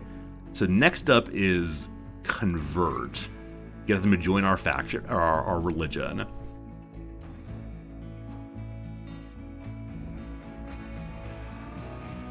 So the problem with bombardment, as I said previously, is a large portion of our base may be able to be destroyed by mortars, and they seem to hit more accurately than I would have expected. Earlier, one of our children was up here and having a nice little chit-chat on the phone, and someone bombed them anyway. So why did Kelmar use Smoke Leaf? I thought it made it fairly restrictive to do so. Did I not, though? So instead of recreations below 1% or mood below 50%, you could use it. I suspect that Kelmar's mood was below, or recreation was below 1, and we didn't do that. What about calling for assistance? We could definitely do that. We do have one ally still. It is the Alliance of Landio. Last time we called for assistance with them, they just sent some dudes with a shotgun who died nigh instantaneously. So we can try. We can try and see what happens. But what meleeers do I have alive right now? Gash, who's down here, has energy. Okay. After Kelmar starts this repair routine, we then really need to go fight.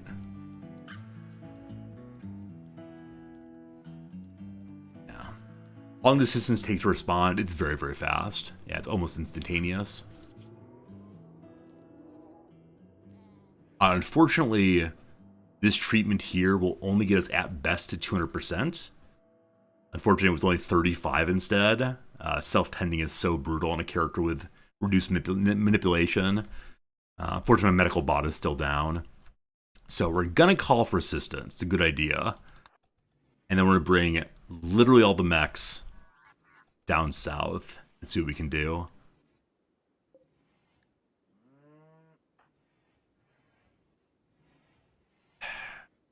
I can't decide if this is the right call.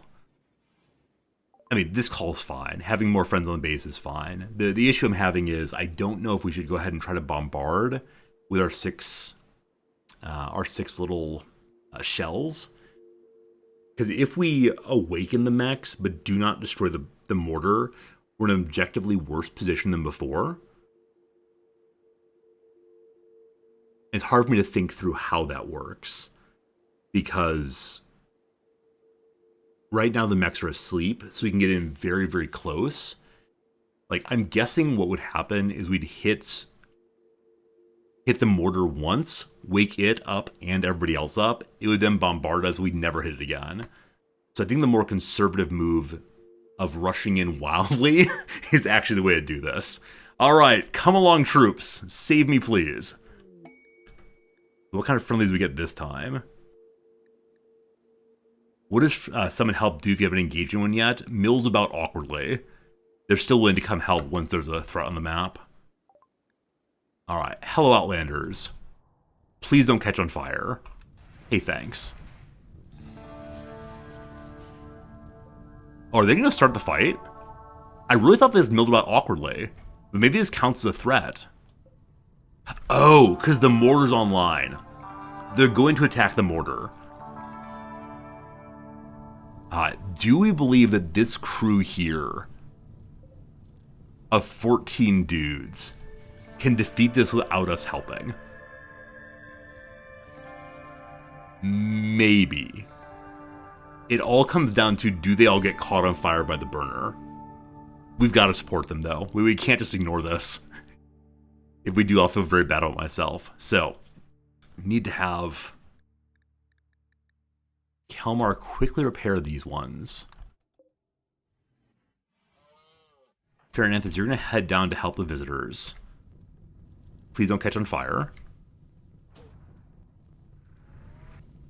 The mortar's going to shoot for the first time in 77 seconds. The fight begins. Alright, so the mechanoids are now online. No one's caught on fire yet, amazingly. Are these the same guys who came in, died right away? Yes.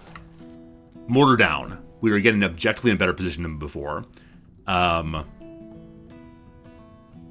The only issue is what? Yeah, the only issue is they are clumping here, which means this centipede might cause big problems. Also, surprise, surprise, we now have 2 centipedes. So one is flaming mess, one is spraying wildly. Also, this thing sprays wildly, so a whole bunch of damage is coming in real soon.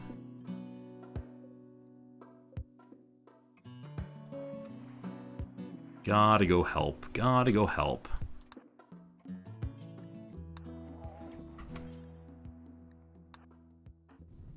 Fairness is coming, we swear.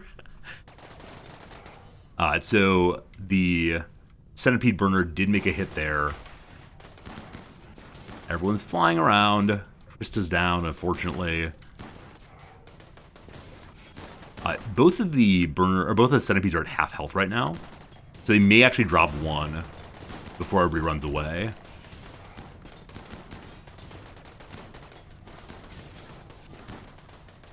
And Stumpy's coming too. Hello, Stumpy, a 72-year-old evangelist, frail with a bad back. I bring you blessings. Blessings, my child. All right, they're now fleeing. So they destroyed a lot for us. That's really nice of them. I appreciate it. There's 1 turret left and 2 centipedes. 1 centipede is only at a quarter overall health. Yeah, no essential part is very close to being destroyed, so we'll probably have to fight it all the way down. And then over here, yeah, again, they're in pretty decent shape.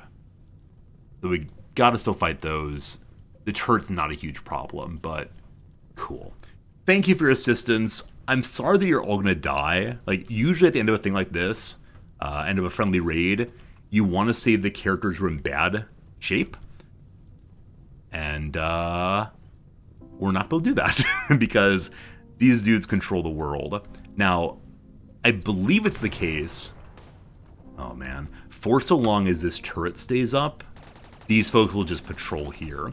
So one thing you can do that I usually am really resistant to doing is members are now dying after they're fleeing is now my fault. So one thing some players do is just leave these here to provide a little bit of cover against raids. I don't want to do that though because there's enough else on the map I want to do down this way. Like, this steel is important. Oh, are they coming? Okay, apparently the turret does not count as a building for the sake of keeping them leashing. So we are going to be fighting. Good luck getting home, Fernanthus. Kalmar, I'm going to need you to... Oh gosh, just sleep for a moment.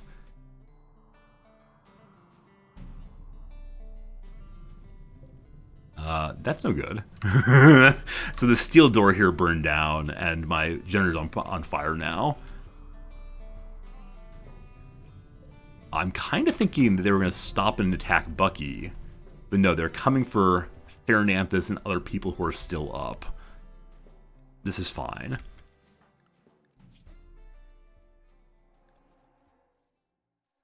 Alright, so Sleep Accelerator will make Kalmar get up on sleep faster.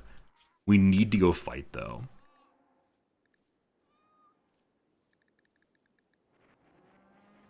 Are there any that are close to base that can be repaired?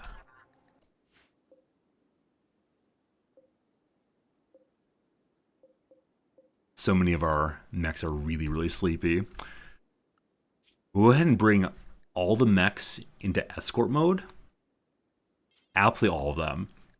And then determine who can be repaired once they're by Kalmar.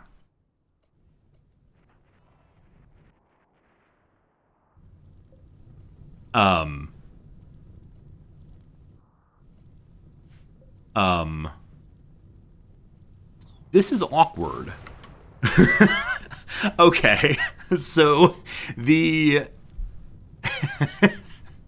the mechs that are downed and charging count as live targets in the ways that are downed and not charging.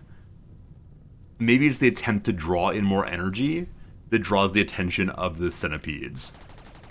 So they're trying to kill Big Boy.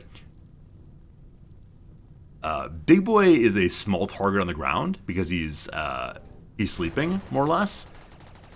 And so I believe they're going to take a very long time to kill that. Also, this centipede can only attack with fire. Reaper will never die to fire. And so we can kind of just walk out there. We're going to have to walk out there and fight them. Okay, hello little friends. Is this really the army of the willing? Is this genuinely all we have? Do we have any...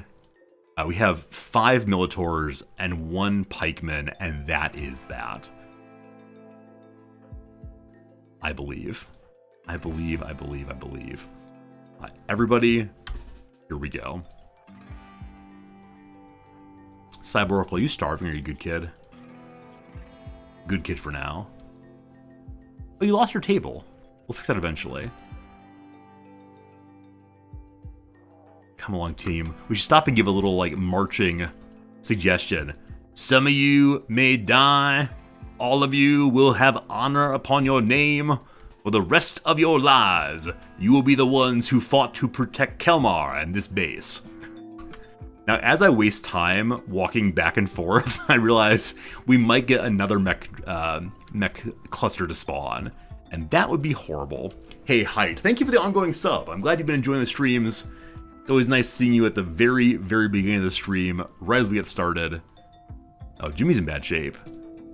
Kelmar, stop real quick and take care of little Jimmy. Yeah, but thank you so much for the generous subscription. Like I said, you're always here at the beginning, offer me kind comments, and pretty much every day, Height's first comment is, how are you all doing today? Which feels nice. Feels nice to have someone ask how I'm doing. The only big concern I'm having right now is as we get closer, when will the centipede's target switch? Like, as long as this, we don't care. It's just whenever it flips towards us. We could possibly avoid line of sight as we get here. And then Big Boy has taken no shots yet, is that true? Yeah, Big Boy's actually not been shot even once. Because he's on the ground there. Jimmy's been repaired, I believe. Where did Jimmy go? Oh, he joined the fighting force.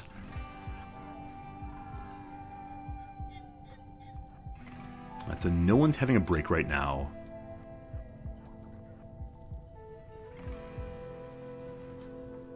Just don't get into line of sight, please and thank you. If he does get into line of sight and it switches, we're then going to run back here and engage using this wall as defense, I believe. They're sleepy alpacas. Yeah, it's kind of ridiculous that the animals do not care about the centipede rolling over top of them.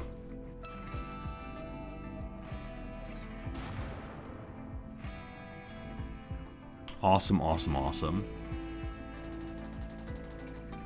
Do we have any chance of saving Max here?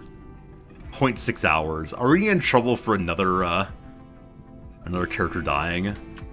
We're not going to lose our alliance, are we? No, we'll still be allies. We're getting very, very close to losing that.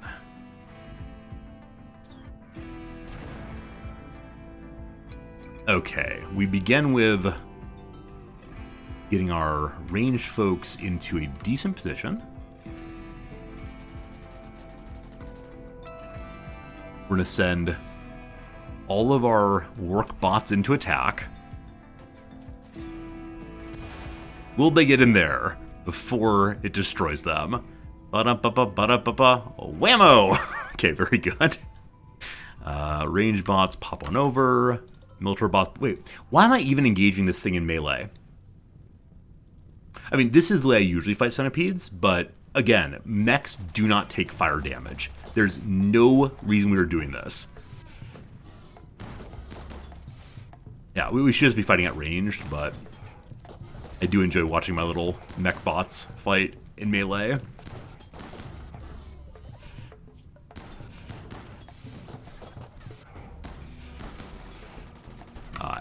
So So because in melee, we can then use our other fighters in. It's now blinded. And it's down. Okay, 1 down, 1 to go. So this one we actually factually need to engage in melee. Fairness is having a bad time. Mostly sleepy. You know what, Fairness? You may go home. Leave this to the Kelmar and the boys.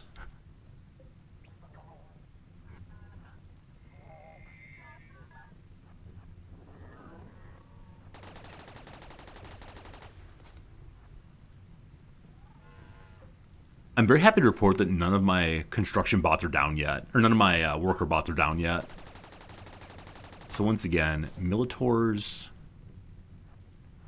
there. Construction bots will stay up here.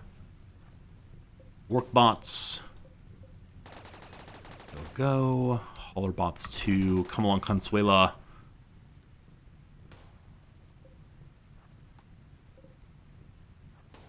Here we go, here we go. Agricultural bots go. Lifter bots go. Consuela bot go. Melee good. Albert, go ahead and just step out into cover. Construction bots step out straight. Military bots this way. Gotta save big boy.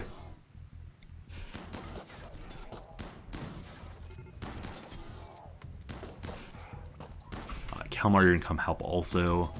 The only worry is that this turret will shoot Kalmar. It's in range, so never mind. Kalmar's staying out.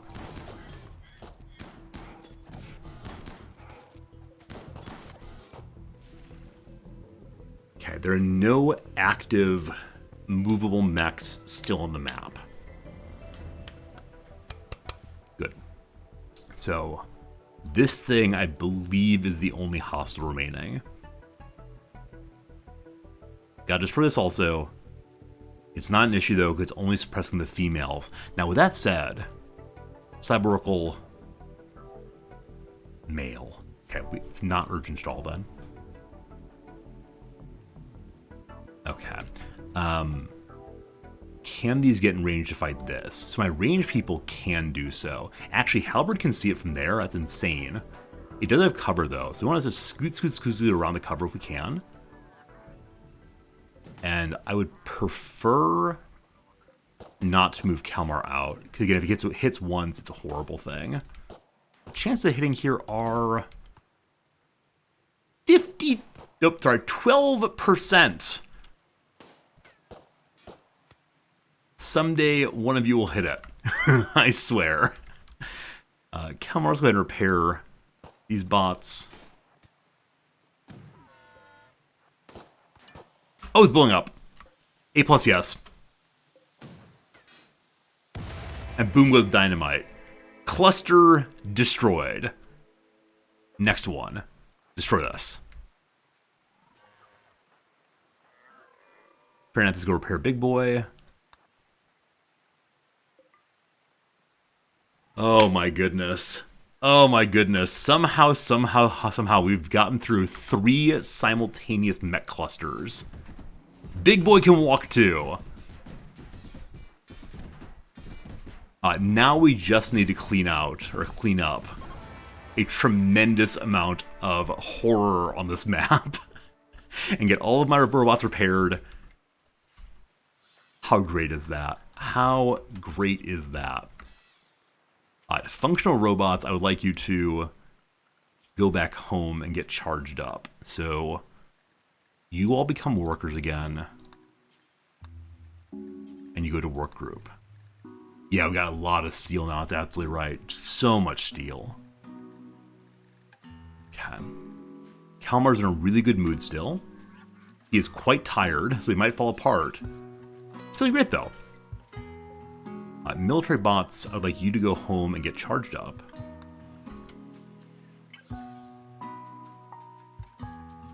Big boy, I would like you to try to go to your bunker. We'll stop repairing you because you can walk just very, very slowly. Gas here can walk if it gets repaired a tiny bit. We'll do that next. Hey, it's a Zit event. Great. That was just random, correct? Precipitation. Uh-oh. Have I lost a roof and didn't know it?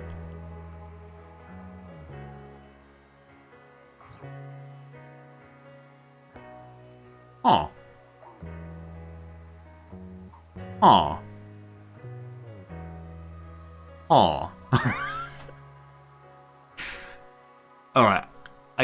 I'm guessing what happened is there was a drop pod raid. Oh, an auto mortar. Thank you. So what I was thinking before is maybe I marked this area as do not rebuild roofs. And we'd had drop pods go in, but no, we can... Yeah, for whatever reason it was marked as do not build roof. Can Fernandez build roofs? He can. He cannot firefight, though. So I need a robot to go in there and repair. It's going to get so unbelievably hot before too long if we put the roof back in place. Now, the paramedic bot can go and firefight directly. Let's find the paramedic bot and get it back up and going.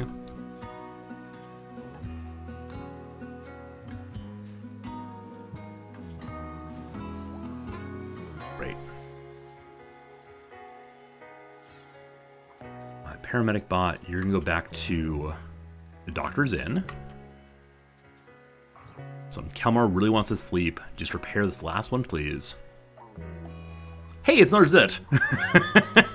So, because it's raining, the fire's being put out over and over and over again, but it's also starting over and over again. As long as it's out, Fernandez, go make a roof very quickly, please. You can do it! I believe in you! Okay, fine. That's handled. No more problems.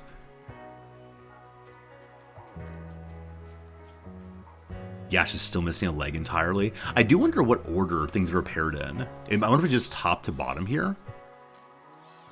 Or we'll see. We'll see. You are a helper, Fernandez. That's right. Things look pretty bad, but you were here to save us all.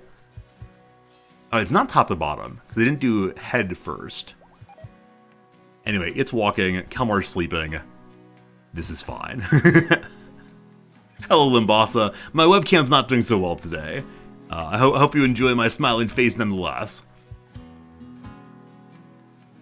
Okay, I would like to carry something back home that is broken. You're already charging. I'm actually going to have you return to your zone. Okay, again, I don't know under what conditions you're allowed to draft these. It's in range, but I can't make it go up. If I change him over to charge mode, it still is downed. Okay. So, can I carry you home? I can. How much you slow down then? Not that much. Dash, go home. Good. Now, if we could just have, I don't know, a week or so of no negative events, I'll be very, very, very, etc. pleased. Most important thing is rebuilding this and getting my other combat mechs back online. This is fine. As we build a door here, I believe it will possibly attempt to re-roof that, so make sure this area is marked to not re-roof. It is, good.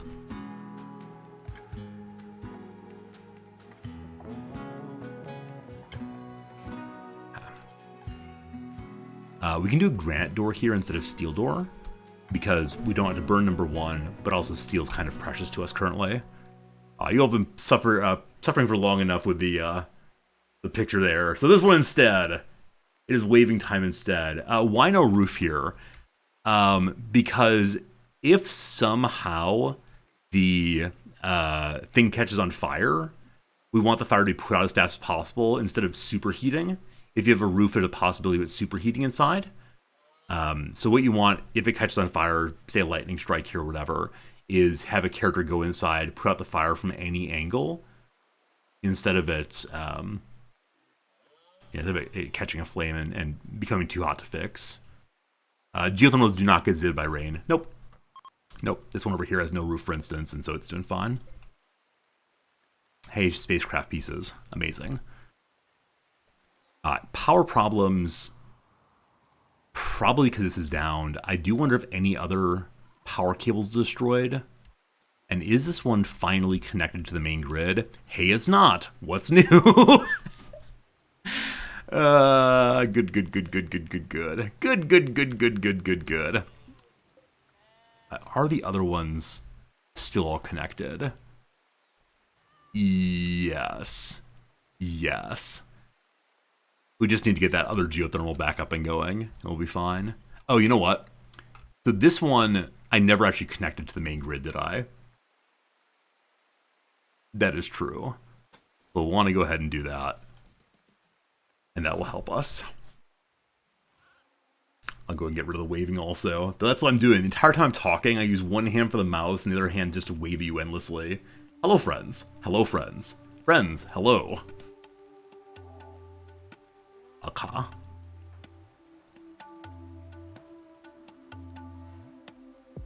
Can I hold the door open when they go in so they put out the fire that releases heat? So heat goes down very slowly through an open door. The best way to do it is to remove a wall. It goes out much faster that way. But there's just no particular reason to do the roofing. Yeah, there's no reason to do the roofing, IMO. And so the advantage of leaving the roof off is more substantial. Yeah, unless someone has a reason to put a roof on. Like, if there's a reason I'm not thinking of, please let me know. But, like, all I can think of is rain doesn't fall on top of that. And that just does not matter. Okay. Drowsy, hungry. We have plenty of food, right? Yeah, lots of food. Lots of food, lots of food. Roof over power con's a good thing? Why? Like, definitely wall over power conduit's good, because that's, that ensures they can't be attacked directly, and lightning strikes won't hit them then.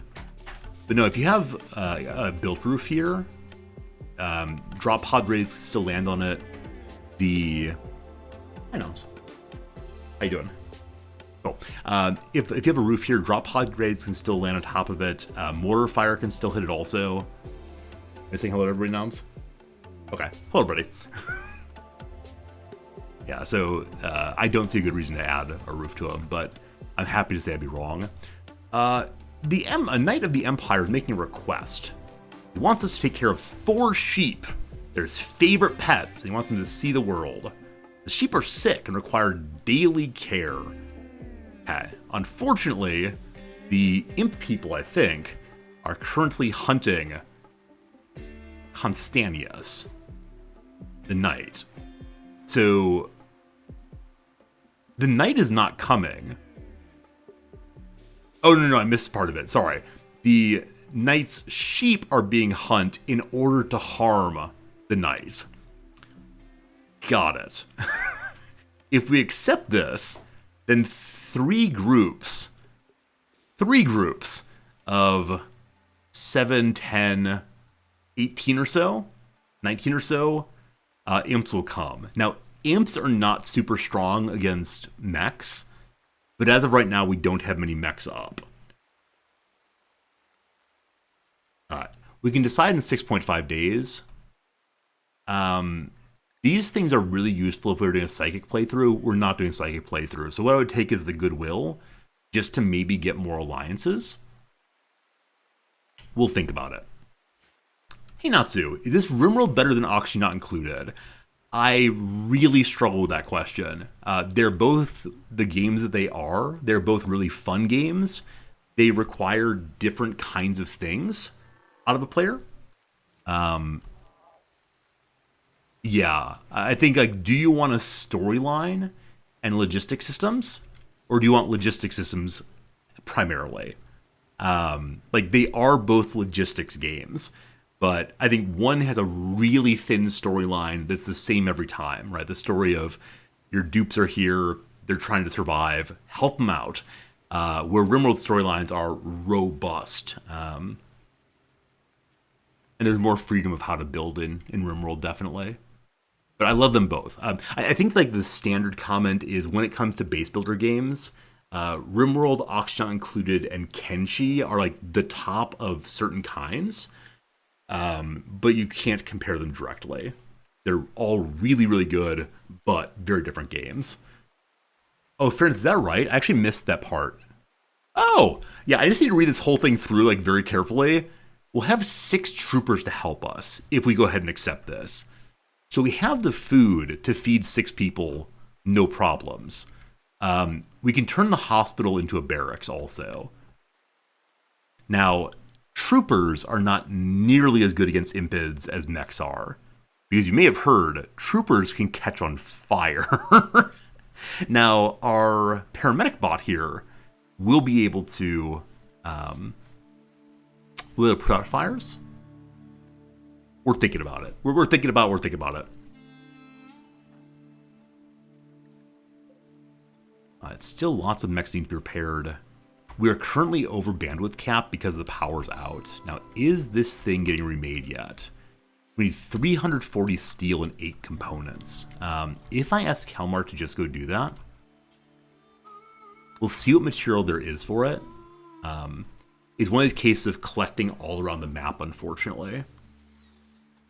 We got about an hour of stream left, so I'm going to pause just briefly to grab a dark jacket, and I'll turn the webcam back on. I just wanted to deal with all that fighting before. The idea of like stopping mid-fight to fix my webcam seemed unacceptable. So back in genuinely 10 seconds, please amuse yourselves. Pause.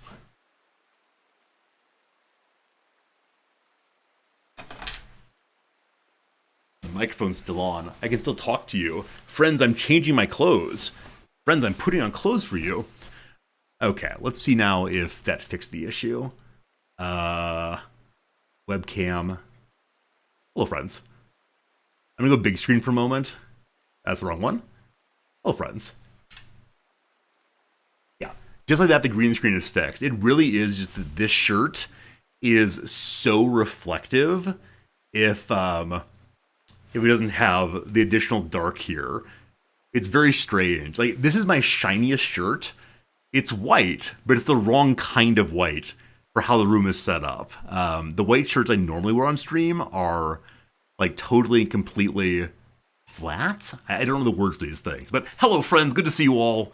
Hope you're having a good day. Sorry for the no quit webcam portion. Anyway, back to the video game. I hope we didn't have a bunch of people stomp out when I did the webcam on. Matte. That's right. Matte versus glossy. We'd have double resorty. We'd have also okay, can I match this? In which direction first? Wait, I'm too dumb for this. Alright, so he is going in this direction when he goes.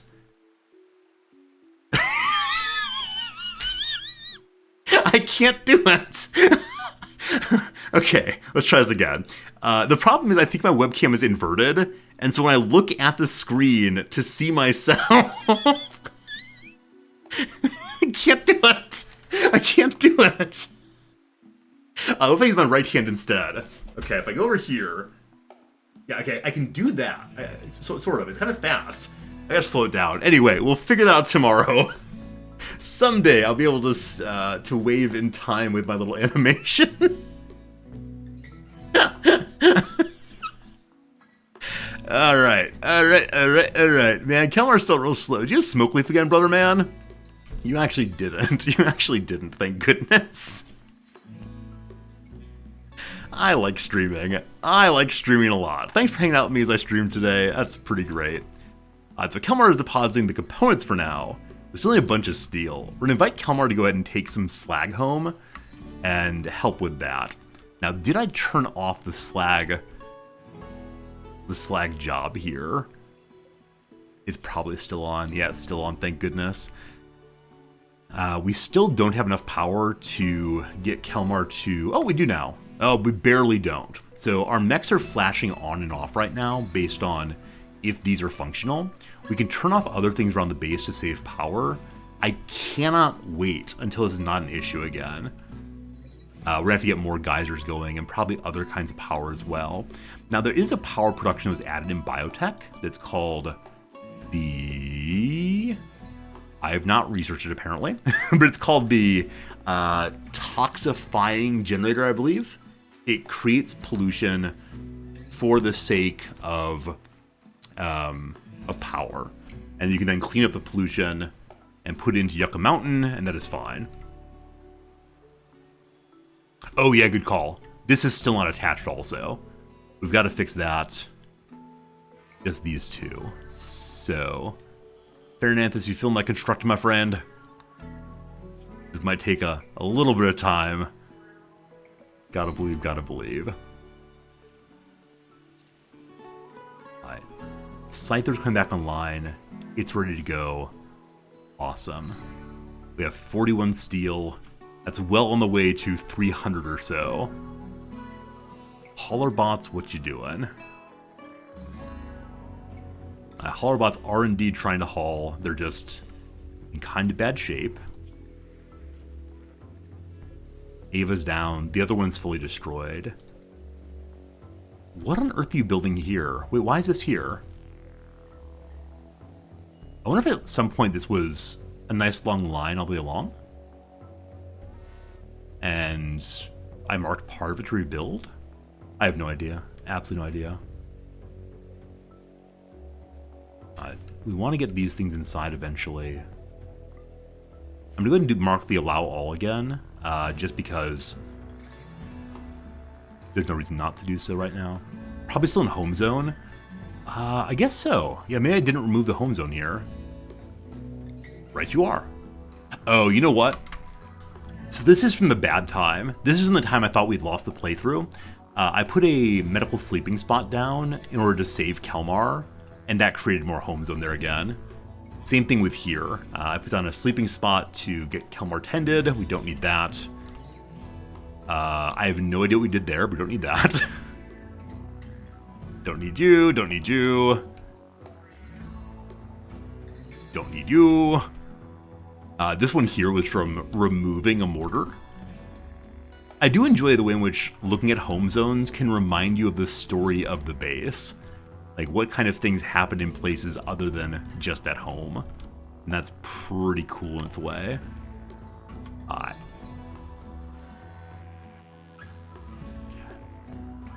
Fernanthus, are you smoothing? Are you on your way to smooth at least? So he's not smoothing, which must mean it's fully smooth. Hey, it is. Hey, it is. Okay, can we then make the power zone thing? We can. And you're absolutely right. Anye, rather. Ann Yongs. However you say your name. Hello, Fred. You're absolutely right. You can turn off the auto home zone thing here. My only problem with that is once I turn it off, it is very hard for me to remember to turn it back on again. Now, that is a me problem. That is definitely not a problem with the game. It's just once I turn off home zone creation, I then never, ever, ever turn it back on. Just get these two wires in, and then will we have power once more? Heck, almost yes we will. And I think I'm going to get rid of this redundant power line here because it keeps getting destroyed. Either that or I'm going to put a wall around it and have like a semi-fighting area, semi-kill box. We'll see what happens with that. So why do I have Fernanthus on handling? Like his animals are -2 currently. And so there's no particular reason to do this, especially because before too long, Fernanthus is going to become a robot. I think I put him on that only to bring the animals back inside of the pen when they were wandering freely previously. So you, my friend, may stop working with the beasts. Great. Great. Ann Young. All right, very cool. Good to have you here, Ann Young. Hope you're having a good day. Hope you're all having good days. Man, I'm just enjoying myself. There was a bit earlier where I was pretty sure we were going to lose the entire playthrough. We're not at that time anymore, though. Things are fine. Everybody's on wardening still, so they should bring food to the kids soon. I also want to get a table in here for the child to... for the child to have a place to eat. The only issue is I don't want to have anything in these squares here so we can stand forward and fight. Now, I could move the whole wall forward, but I think maybe this is the line where it becomes infestable, yes? Yes. So I don't want infestations on this side. So is there any way to do this? This is going to be one of those games that I played as a kid where you just move the different tiles around to make the room perfect. So if I move the end table to here, and I put a table here with the stool here, it will slow down movement, but that is fine. All right, we do not need the shelf anymore. Off it goes. Hey, Sack, you've been familiarizing yourself with the epic tale of the Swiss family Risbenson? Oh, this is my, the one Rimworld playthrough I've uploaded to YouTube so far, years and years ago.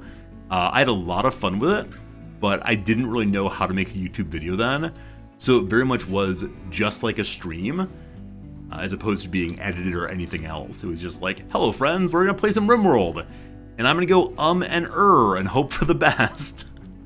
The YouTube playthrough I'm putting together right now, I think will be so much better, and yesterday I re-recorded all of the audio for it. We talked previously that I was trying very hard to be someone who is not myself. Trying to be like a slow, careful... Hello friends, and welcome to a Rimworld playthrough. I'm Rizordi, and today we continue playing Rimworld. Isn't it interesting to play Rimworld? Right, this sort of thing. That's not me, it's not me. So the recording now is much more up and excited and just standard Rizordi behavior. Duke Nukem I want to have free so he'll stay and get recharge. Rizordi Public Radio, there have been times in my life when I've thought it might be really fun to work for NPR. I love NPR. I realized then that I occasionally stutter though, and while that can potentially be defeated, it seems unlikely to do it quickly. So you can't actually change the... Yeah, you can't actually change the zone someone's in while they're being held. I'm going to drop them for just a second, switch on over to unrestricted, and have Kalmar plug him in again. There we go. Why not put the table in the empty spot towards the bottom door and a stool next to it? You mean this one here? Yeah, so what I said a moment ago is still true for me. I don't want anything in these 6 spots here, because if we have to fight an infestation down this way, I want to have a line of meleeers, and then a line of other robots to take over if the meleeers fall, and then my shooters behind. This is the way in which I fight infestations always, is by having as much open territory as possible to stack up and force them to fight one at a time. There are probably other ways to fight infestations, but that is mine, and it will probably always be mine because I'm afraid of change. Okay. Oh, look at this. Fairness and Kalmar are going to have a nice chit-chat. What are they going to talk about? Well, they start a conversation about birthdays and nightmares. And Lord Kelmar says, you know what would be a true nightmare? To have your consciousness ripped out of your body and put into the mind of a robot. And Fairness responded as, ha, that's funny. But you'd be reborn, wouldn't you? It'd be like your birthday. And Kelmar says, interesting that you think about that way. We'll see what happens very soon, Fairnanthus. But truthfully, I don't know what kind of bigger robot I want to make. I haven't made any of the next tier of robots. Like, possibly a Lancer could be cool. We haven't made a single Lancer yet. I would love to have one of those. I'd also love to have the big boys here. The centipedes. A Diabolus seems ridiculous. Like, I can't imagine what it is to use a Diabolus in a safe way. Because you just destroy your own territory. You want to be a Diabolus instead of a... Something just blew up. I think I saw the screen shake slightly. Maybe we had an earthquake here. I have no idea. It was just lightning strikes. Fine. I don't think I want a Diabolus yet, to be honest. Because it's going to require a large charger, I think. So I'm sorry to say, you're going to become just a Lancer. But our first ever Lancer. And I think that's pretty cool.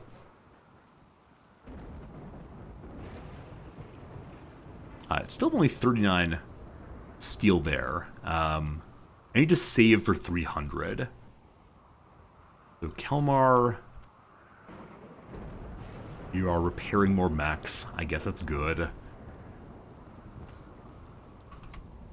Did the power get attached here? It did. So we're now positive 3,000 power because I believe, yes, this generator's online again. We actually don't need this one because it'll add another 3,000 power, which you don't really need. But I do have some things turned off I'd like to turn back on. And we'll want to expand our bandwidth even more in a bit. I still have not consumed this thing here, the power focused chip. I think there was something I wanted to make with it at the fabrication bench. Yes, the integrator headset, the next level of fancy headsets. Unfortunately, it requires 4 advanced components. We have 1, and we are in the process of researching. It's infestation. We are in the process of researching how to do advanced fabrication, but as of right now, it's not really getting done all that well. Okay, giant insects are tunneling towards us. They'll break through in just a few seconds and plant some hives. This is fine. My mechs are not all repaired, however.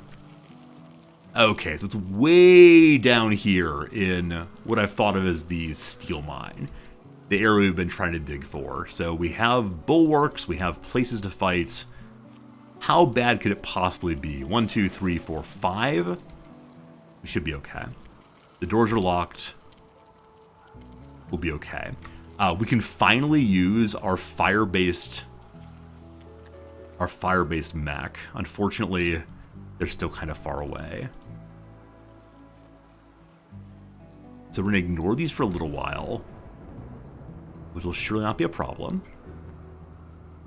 I need to repair burner bot. I don't think it's possible for hauler bots to haul downed mechs home. The ones that are broken, definitely. Like the ones that are non-functional. But the ones that are just hanging out on the ground, they can't get them, unfortunately.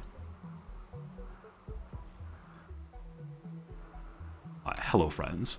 What do we see here? We see 7 mega spiders, 3 spellipedes, and 4 mega scarabs.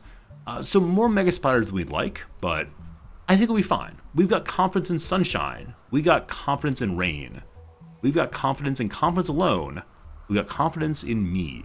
Is that how it goes? Might be how it goes. I'm not sure if that's how it goes. Where's Big Boy? The master of our battle. Huh. I was pretty sure we plugged this thing in before. Oh, once again. Zones restrict their ability to get recharged. So we need to get it charged back up. So we'll have to wait probably 1 day or so. I don't mind at all that they're digging this way. Maybe they'll even find some steel for me. Except, if they dig past this line here, I will be unable to refill it. And we might then open up the edge of the map and allow spawning to happen here. And that would be genuinely terrible. We cannot have that. I actually don't know how that works. Like, if they mine to the very edge of the map, can they spawn inside the mountain? They being just raised regularly. Not sure. Hey, BYOB, it's good seeing you, friend. Thanks for the resub. I appreciate it. Hope today's going well for you, my friend. It's good to see you on this lovely Saturday. Okay, you go back to your proper group. Little Thromboy. Only one way to find out. Need more Rimworld science? Raids. So bugs can definitely spawn wherever there's the dark green roof. No problems there. I'm curious if you mine this out to the edge of the map, inside that white box, and there's, let's say all the way. If you mine to the very edge of the map, can raids then spawn there? Because there's no wall blocking them anymore. I don't know. Space heater's up and moving. Still has some energy. We'll repair this one next. Lifter is fine. Okay, all of these are hostile. Also, wasn't there a power cell? I want to get this thing home so badly. Now, unfortunately, where it needs to go is inside my new power room, which is past the bulwarks can't go through right now. The dark room roofs do stop raids. All right, good to know. Thank you. So actually, if we mine out all the way, it's not a problem then. Good. Good. So far, they've stayed away from the thinnest part here. I'm actually going to forbid these doors also, just to make sure we don't accidentally walk into where they are. Okay, space heater's repairing. It's going to consume all of its energy, so I'm going to stop that for right now, have it go on home. And I'd like to put it into a go get recharged group. We only have the 2 groups. Eventually we'll have 3 groups. Kelmar, repair Bucky next. Bucky's very low on energy also. We need to carry one of these back home, hopefully. And as of right now, is anyone using the medium charger over here? What medium charger over here? I meant to make one here and then totally forgot to do so. We only have the 1 medium charger and Big Boy's currently busy with it. So because of that, we'll just bring a Miltor back home instead. When you're done with that, take it recharging. Good. Good.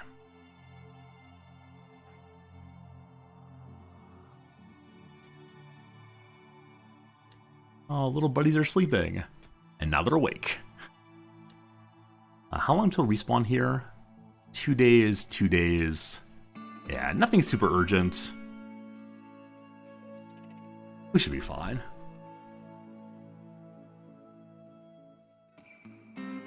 What does the team currently look like?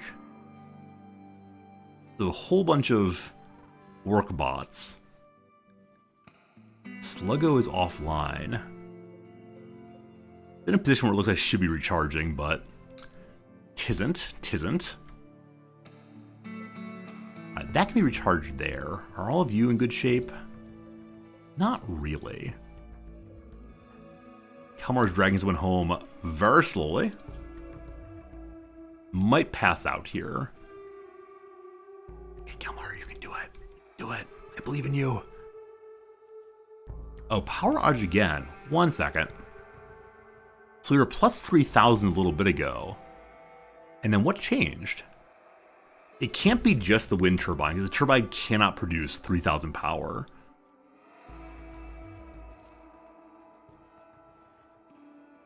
Huh. But maybe something... Oh, what is this nonsense? What is this nonsense right here? That wouldn't have removed the power, but... Oh, video game. Why do I do this? Like, so often, I notice I've just missed plugging something in by 1. Nonetheless, that's good. This will all work out fine.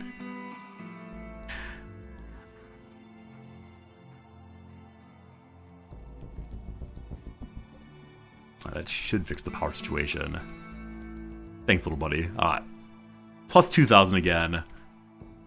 Maybe that got removed somehow. I don't think I would have accidentally marked it to be destroyed, but who knows, who knows. And Kelmar in the morning, let's go repair Gash. How's our excitement over here looking? They haven't found any steel for me yet. Keep digging! Find me what I need.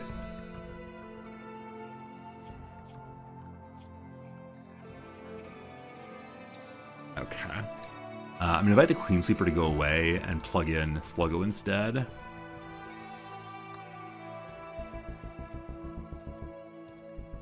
Okay. As before, because this is not their proper zone, they're pulling off of it and staying there.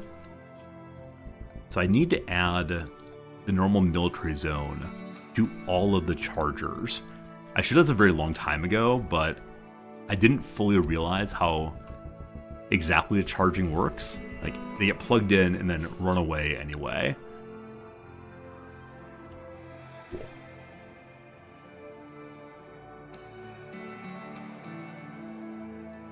Cool. Maybe lightning hit the missing conduit? Oh, you know what, you're probably right. Now again, this could be a good reason for putting roofs in. Yeah, but now that we have 2 of them, we should be okay. 2 that's plugged in. But that would make sense, because something did explode. I couldn't figure out what it was. Okay. Big boy, not charged up yet. Kalmar, plug him in.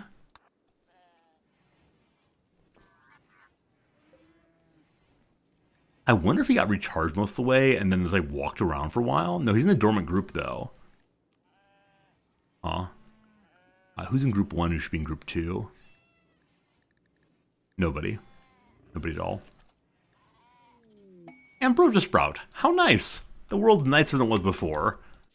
Go ahead and set that up to get harvested.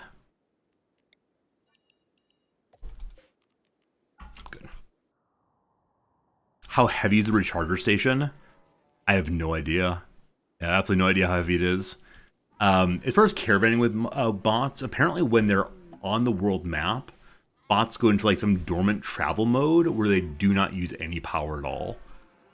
Like RP wise, I don't fully understand this, but in terms of like actual enjoyment of the game, I do get it. So vegetarian fine meals have not been made recently. I believe that's because Kalmar's supposed to be doing them. And he's busy with all the other jobs.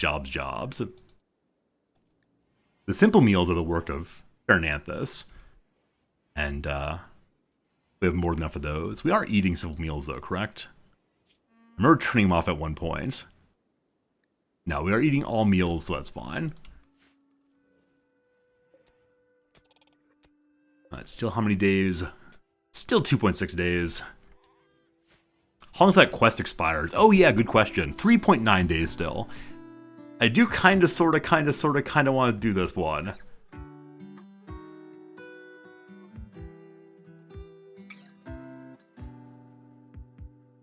But I need to get set up again. The 4 days we can still think about for later. As of right now, I am intending to do that one. I just need some peaceful time to get my steel figured out. Someday. Once that group is made, we're going to take you to job 2 cooking instead.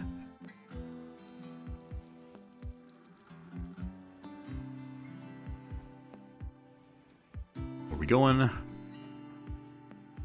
More pairing glorious. This recharger is not being used, so is there any small... Hello, Thrumbo! Good seeing you! Always a surprise. Alright, Kalmar plugged this one in.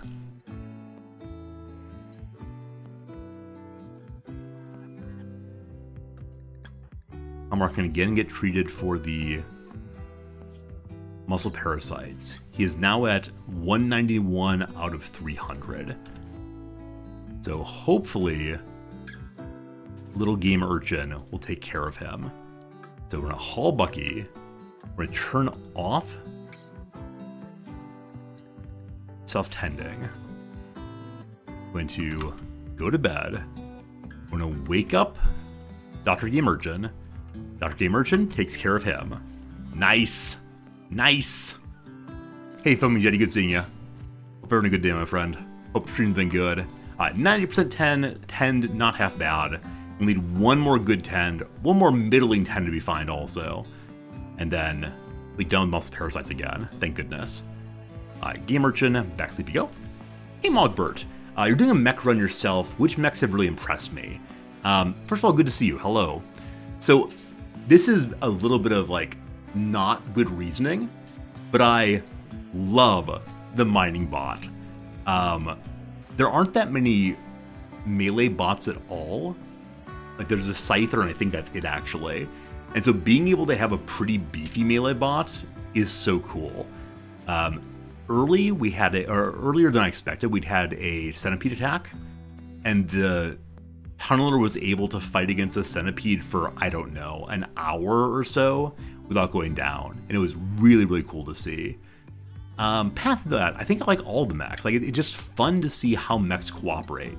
Now, with that said, I haven't yet made a Lancer. I know them from the base game, but I haven't made a Lancer. I haven't made any of the centipedes. They're all awesome though. Like genuinely, sincerely, I love the mech playthrough. Also, I just realized we've never actually made a Fabricor. I said I was going to do that. So, Farinanthus, would you prefer to become a Fabricor or a Lancer? The answer that you do not pick is what our good friend Cyber will become instead. And I'm cool with either one for either one of you.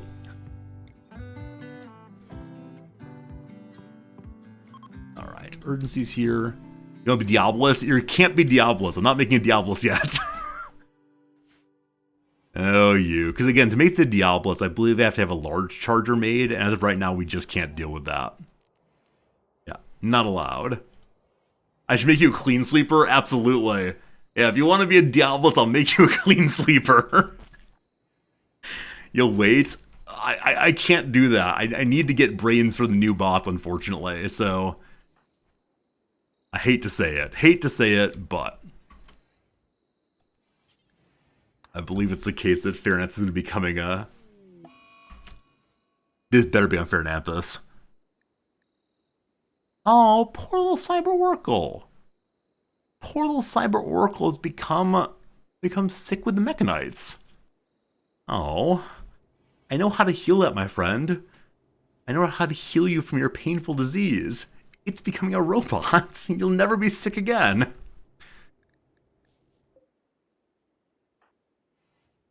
We're getting steel. The reason we want the steel is to make more bots and also to build this. This is built though. The other one here, still unbuilt. We need 340 steel still. Ah, so much. Getting my hauling bots repaired would be a really good idea also. You're making a kid helmet. I appreciate the thought, brother man, but we're going to hold off on that for the moment. Back to the smooshing, please.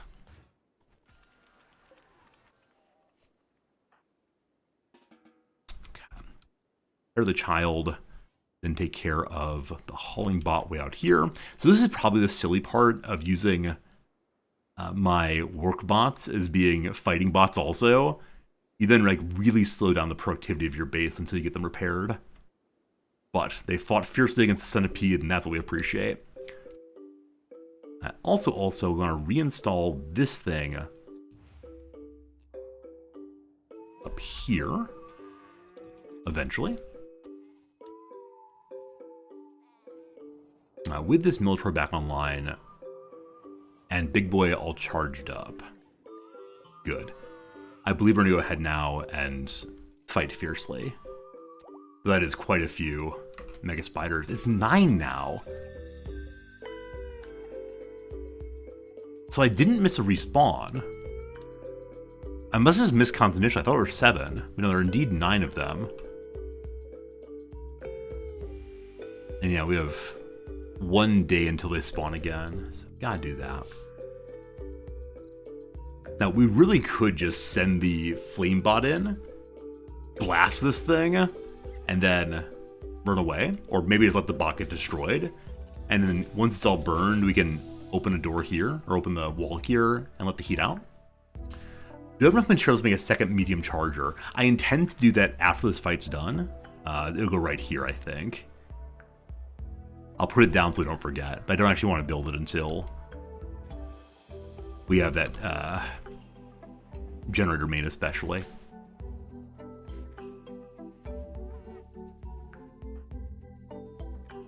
Did Kalmar repair the bot that was down here? Heck yes, no more broken bots. Are all of our bots actually moving again? Ooh-wee. Kinda, sorta. Ooh-wee. Big boy, you're good to go. Good night.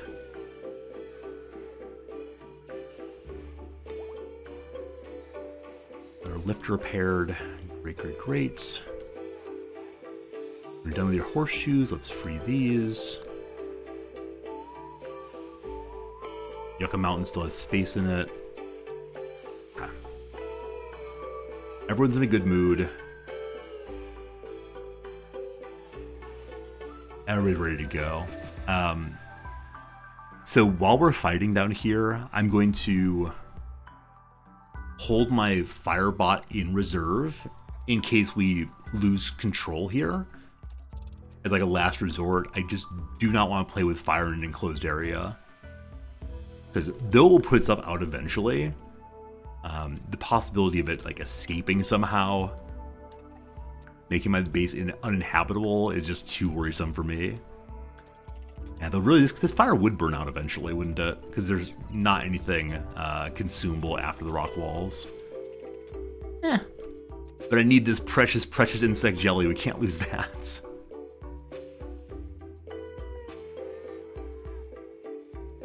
Is it? We're missing one bandwidth. What is the one bandwidth we're missing, I wonder? There must be a mech that's down somewhere. And I'm sure it'll get pulled in eventually. There it is.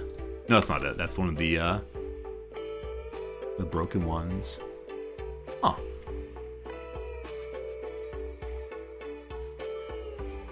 Oh, or it might be the case that extra bandwidth is for the fabric core here. It is. It is. I made that last bandwidth node there to ensure I had enough for the paramedic bot and the fabric core. So that will be available when it is time for us to consume good old Farinanthus. All right, it is time to fight some insects, I think.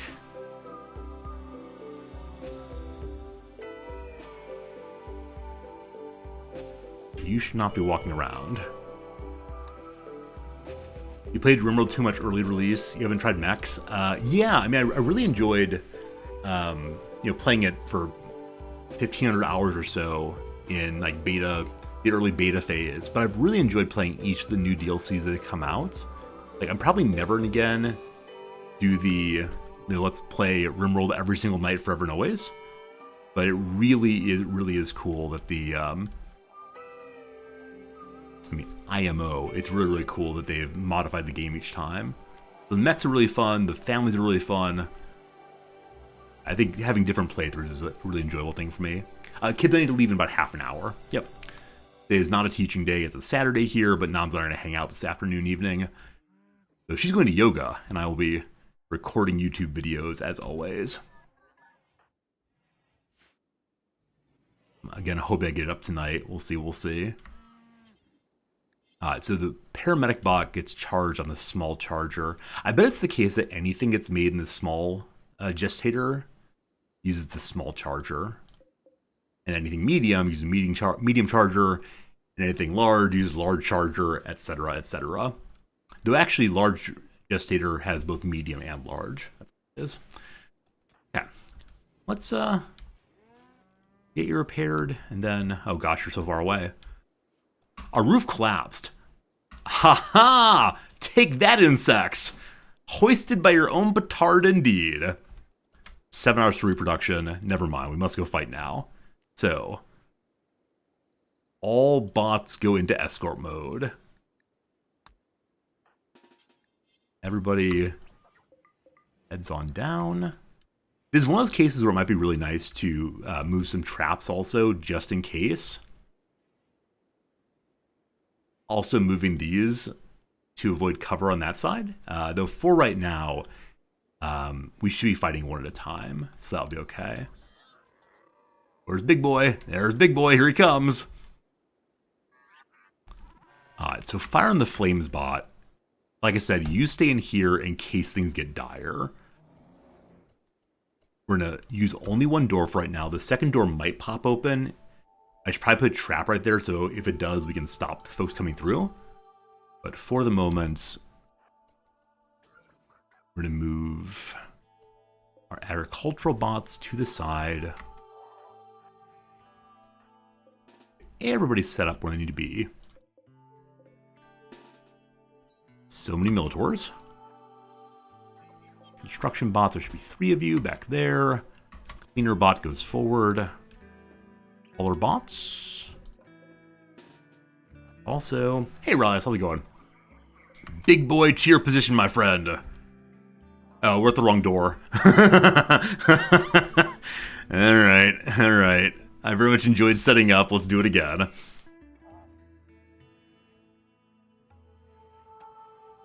Okay, so Big Boy to the place of honor. Oh, we have Scythers. We actually don't need to use the agricultural bot right away, at least. Agricultural bots are Line 2 then. Where are they? Lifter bots, you wait off to the side. Agricultural bots go forward. One lifter bot joins. Consuela stays back. We then want space heater over this way. Construction bots back. Hal back. Hal, yes. Militaurs forward. This is one of those cases where it's a very nice mod that lets you make sure people are placed correctly in like large groups all at once. We don't have that though. All right, construction bots fight best at 10 away. So from here, 10 is unfortunately behind that wall. So I'll hold this door open for right now. That'll be useful in case we need to run away also.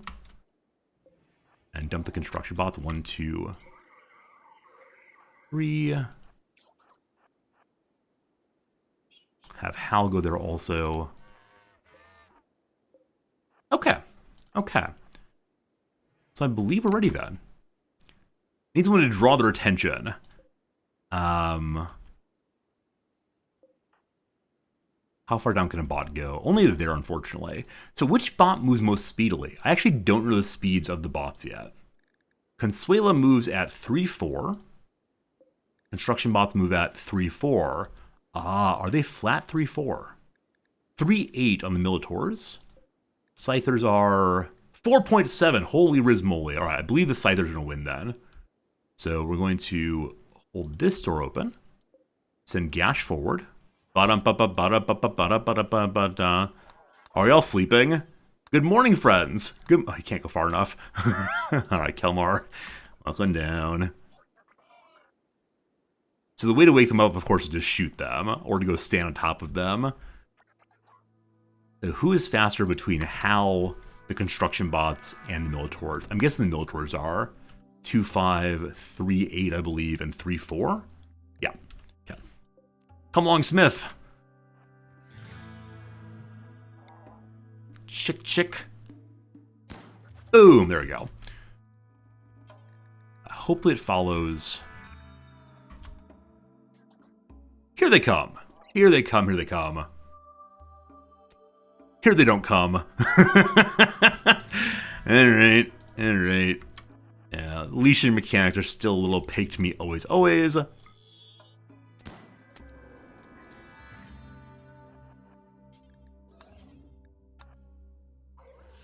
Okay. I think no one is on hold fire, correct? This wall may go down, or this door might go down. We'll see. Big Boy is taking some shots from behind. So far the shield pack's staying up, though.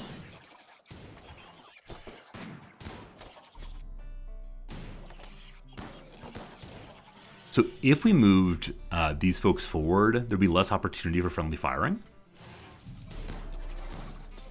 Big Boy is still at 90% or so. No leg destruction yet.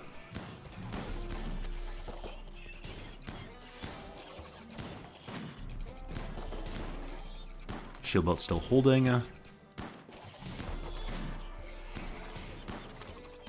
4 Mega Spiders still functional.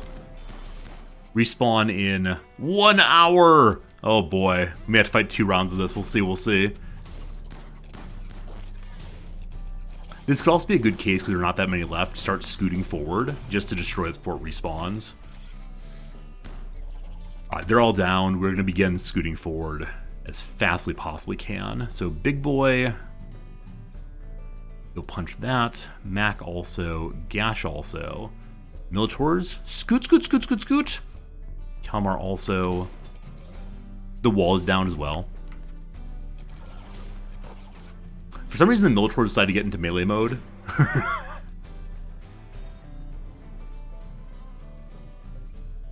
come on, big boy. There we go. What do you bet we're gonna have respawn? What do you want to bet? What do you want to bet?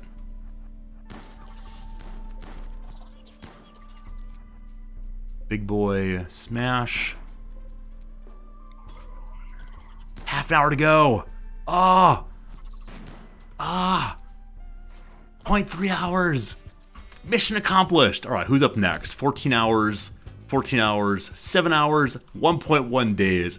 I believe I can say, my friends, mission accomplished. We have succeeded. How cool is that? You all return to your work. And then we need to have... We need to have the other bots come on in with the boss. I hope that the boss does not have any substantial mental problems right now. Yeah, going into dirty, dirty, awful areas.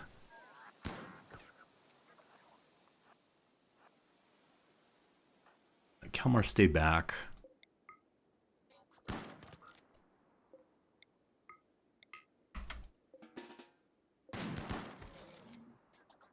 Another one down. Select some targets.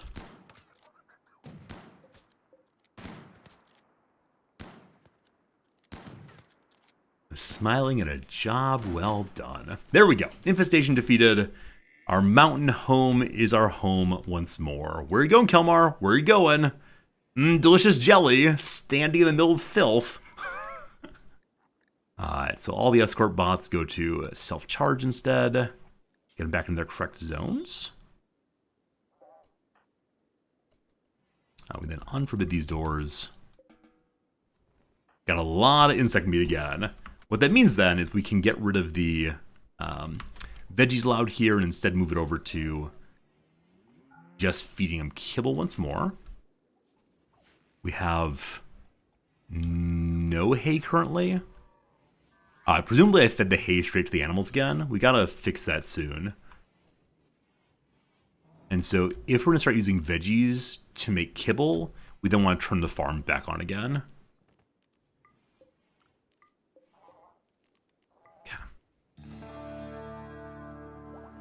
Cool. Looks good, looks good. Hello, little buddies. So they all went running to the nearest portion of their zone, even though there's a whole bunch over here also. So I'm going to go ahead and... How should I do that? So I want them to share a zone, but I want them to choose between the two locations. I think the way to do that would be to have Kelmar help them move over, and then move them into sleepy time mode once they're over that direction. What's Big Boy doing? Big Boy's wandering around. No, Big Boy, you also must go to sleep. Good. So if we get a drop pod raid, here, it'll be annoying to have our mech so far inside, but we'll handle it eventually. Oh, good trade overhead. Awesome. Let's say hi to them first thing in the morning and see what they got. We then want to go ahead and rebuild. Oh, I thought this was broken. It hadn't actually. We'll just need to smooth that down to repair it. Then add a new door here. Already there. The door was not destroyed. The door took literally no damage. That's frankly amazing. So allow them all again. Reclose this door for now. Or actually, we could hold open a lot more of the hallway doors. We should do that. All right, we got a quest called Traveler's Wish for Resources. A group of poor travelers, no mention at all of a child. Cat. They want the silver so they can buy back a friend, not a child friend. Cat, very good. So our next thing is this here, Frightened Sheep. We have 2 days to figure out how to do this one. We'll get that done, I promise. I see all my mechs back and functional again for that. So who is currently low energy? Space Heater is. Oh, Space Heater, not supposed to be in that zone. You go to the hot stuff zone. And then self-charge. Game Urchin. Okay, if I take Game Urchin and put him into work mode, he'll go and get recharged. I think I'm just going to leave the doctor in work mode. He'll walk in and out of the hospital, staying charged up as he needs to. There's no reason not to do that. Okay.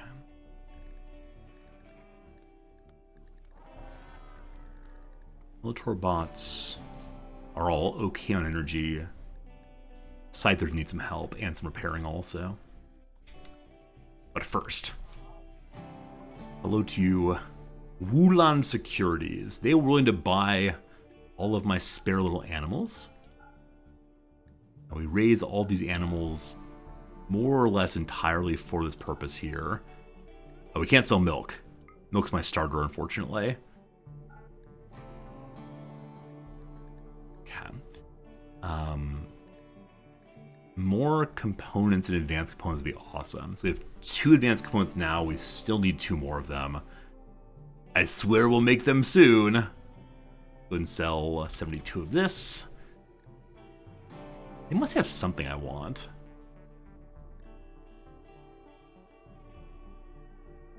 I think we have plenty of steel. They also seem not to have steel for sale, do they?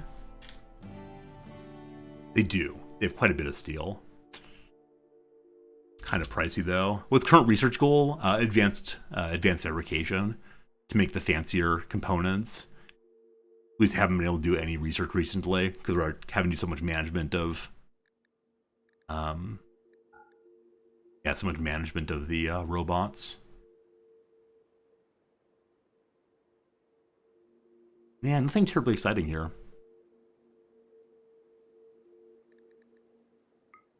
Buy 3 more of these. And I'll buy a tiny bit of steel. Let's just buy 100 or so. We've got a lot of uranium. I'm sure we'll use it for something eventually, but as of right now, it's doing absolutely nothing other than just sitting there, being worth big money, big money, big money. The dyes, as of right now, everyone's clothes are correctly colored, so I'm going to sell quite a bit of that.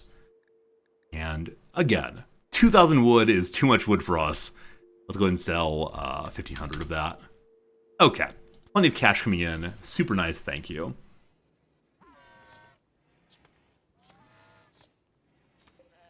Are you making kibble also?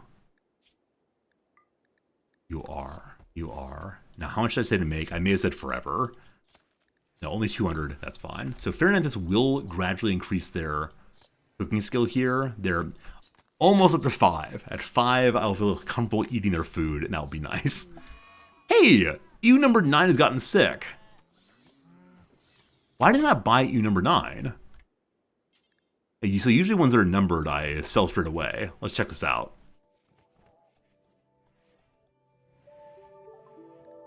Annie? EU number 9. Sick and pregnant. So before it was sick, it would have been worth more money, but that is fine.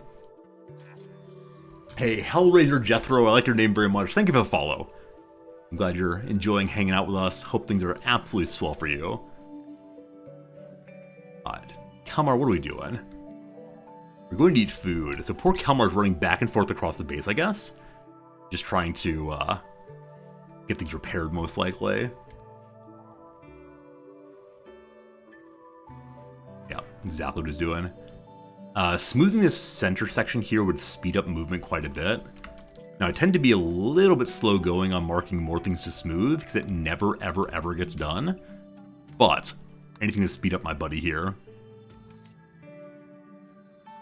This is not cleaned up. I do wonder if it's not home zone yet, or if little Consuelo is trying her best, but hasn't quite gotten it all. It is all marked as home zone, so yes, indeed, Consuelo will get it done eventually. It may be time for a second clean sweep bot. Like, it really might make a good deal of sense to have a helper for the cleaning. I think she's doing fine with normal cleaning around the base. It's just big situations like this, she needs some assistance, probably. Hello, child. Cyber Oracle is down to 46% belief in their true faith. They're 10 years old. We'll definitely get them converted to our side soon. TM. However, I do want our character here to have a table. Like that is actually what I want. And then a stool we already have, we'll reinstall right there. Like I said, I want this so that we can use these spots here for meleeers to fight infestations. A boom rat walked inside and blew up. I mentioned a name for a second cleaning bot 3 or 4 streams ago. Yeah, if you're here long enough, you will definitely hear me say the same thing over and over again as if it were a new idea. And that is genuinely one of the worst things I do as a player. I'm like, I'll deal with that later. And then I forget that I say I'll deal with it later, and I will think of it again as, a good idea would be to do X, Y, Z, and it just never gets done. Alright, Kelmar is claiming they're unwell. They were just tended again? Wait, I'm confused. Shouldn't it be saying 300 or 300 or whatever number 300? Maybe one more tendon will go away. Unfortunately, the doctor is no longer in. We'll have Kelmar go ahead and self-tend with no medicine? Actually, I was pretty sure the gut, muscle parasites are the ones that, once you hit 300%, it's just done. It came back. It's now 292. So had I used better medicine on self-tending, this would be over. But because I misunderstood the mechanic and thought it was just done somehow, we still need to get 8 more %. I'm sorry, Kelmar. Only a few more days. Maybe there's some way we can blame Gamers on that one. Maybe. We're up to 165 steel, and we still need 340. Though, like I said, our power's fine for right now. Having X's come in beyond that might be good. Oh, also, the second unstable power cell's in position. Nice. Nice. That's something more we do want to smooth down a little bit.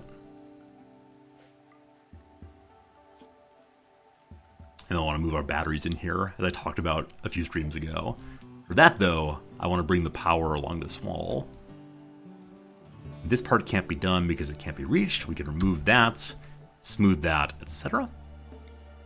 So this way also. Now, I might mine these out. I think smoothing looks better. And that way it will be nicely mirrored across the room. Nice. How many more need repairs? Oh my goodness, still 4 more mechs need repairs. Ah, poor Kelmar. Poor Kelmar. I haven't made any kibble yet. No, I think at this point we're still just knocking out more and more insect meat. But I do believe we're getting closer to 5 cooking. Yes, 100 or so points every single body card apart. Consuela bot done down here? Nope, she's trying. I'm also going to mark all of these to hull. These are much nearer, I think, to the area where we make more stones than these out here. So hopefully we refill from there now on. And now can get more bricks when we need them. Which is right now, but we need more workers. This is why I need the construction bot. I've been talking about it for a while. I just don't want to steal Fernandez's brain yet. But it may be time. How much time left for that quest to accept? 1.1 days. I want to think very seriously about this, because our mechs are basically all repaired now, so I feel basically ready for this. 12 days of taking care of 4 sheep. We have to heal the sheep consistently. I believe the doctor bot can care for the sheep consistently. High quality care of medicine. How about some herbal medicine? Is that good enough? But if the sheep die, we'll fail the quest. We can't have that. Simultaneously, we'll have 3 raids over 12 days.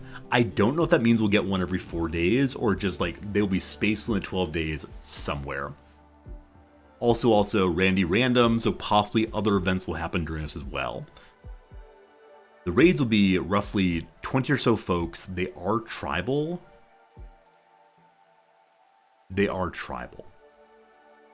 They send fire out. We'll have 6 troopers.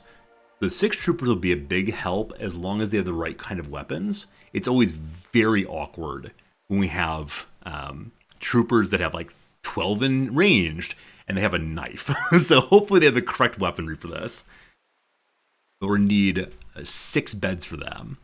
We have 3 hospital beds right now. I'm going to go ahead and put down just plain old boring wooden beds for the other 3.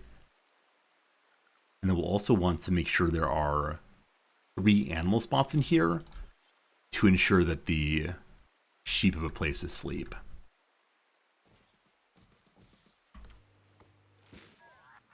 I just sold a bunch of wood. I think we still have enough, though, to make beds. We definitely do. And then we can make nice animal beds for the sheep. Make them a little happier to be here. 1, 2, 3 on you.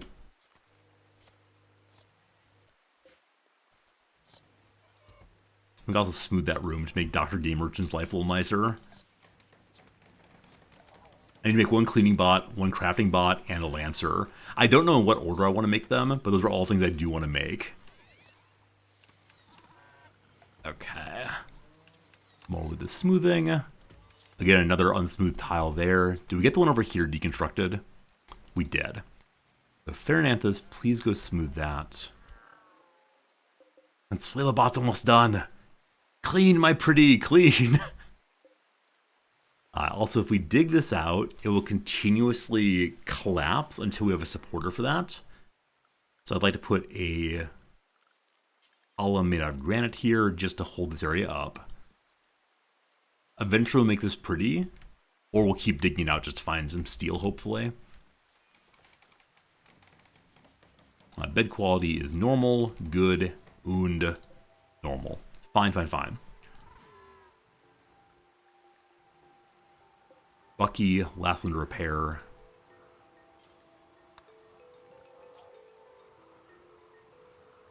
So I can use my firebot against the imps that are coming in. The only issue with that is that they're resistant to fire, not immune. Also, Gashians get plugged in. Okay, Farinanthus, please plug this one in. Also, we still don't have doors over here. Why do I make this one room pretty? Because visitors are living inside of it. I want to keep their moods high enough that they won't have mental breaks. And also, so my doctor can enjoy it. Are you trying to make my robot doctor's life terrible? No one wants that. Yeah, I realize we're raising base value unnecessarily by making the room smooth, but this is a place where I just don't care to min-max. Hey Slivers, Rimworld Friday is going very well. The base is stable.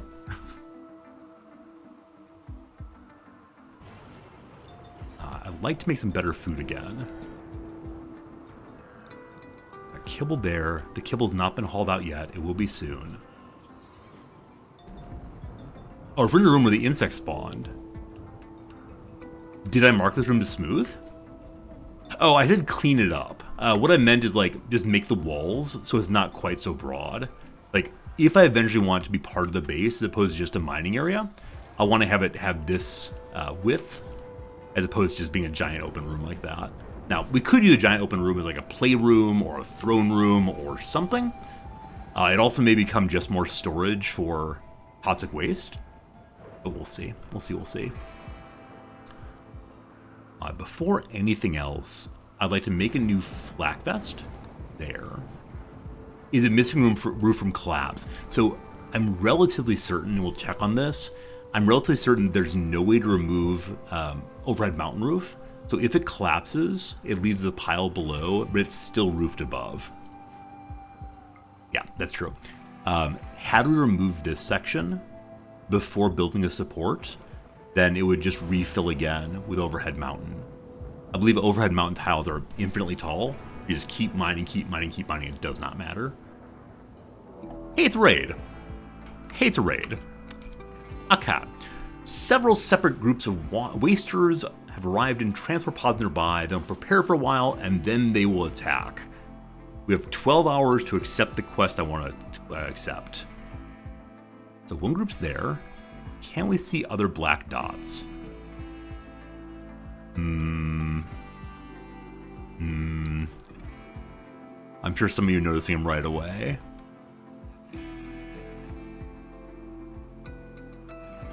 I'm going to say no, we can't see them. We'll figure out in just a moment. They're not going to crash land inside of the deeper mountains, so we can start moving forward somewhat. When you're listening, not watching, you never know if I mean there's been a raid in Rimworld or a raid on Twitch.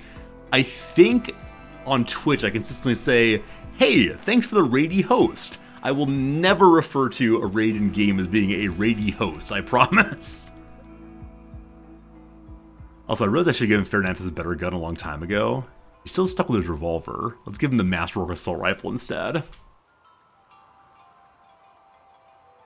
If I accept this quest now, I believe the sheep, there are 4 of them actually, not 3. I believe the sheep will show up immediately, and we'll have to get them inside immediately. There could also be a raid that happens immediately. However, we will get the 6 troopers very quickly. And those would help against the current raid. We're going to hold off a second and see if we can see where they crash land. Okay, so big group there.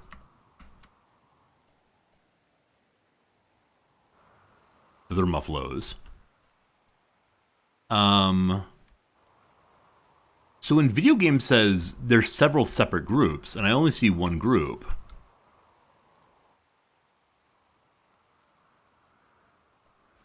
Okay, they're starting to pop out now.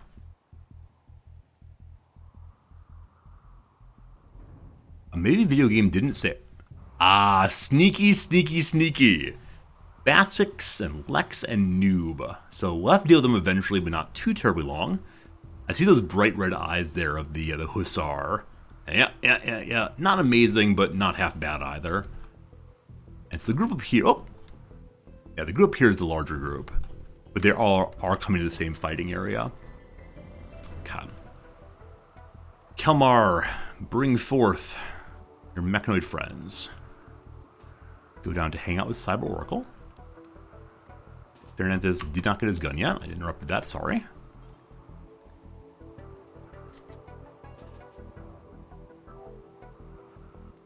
We only have 1 turret here right now. Need some of those pretty soon. I thought they were attacking immediately. Maybe I misread.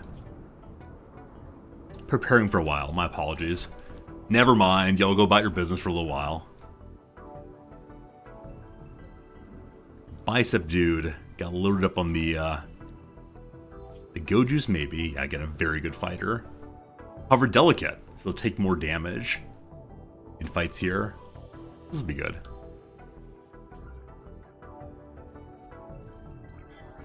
Okay, it probably makes sense for us to turn all the mechs back off. Good night, little friends. Good night.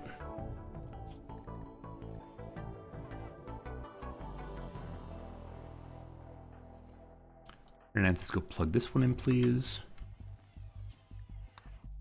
I'm going to be unrestricted for that. 10 hours. Okay. I'm accepting this now.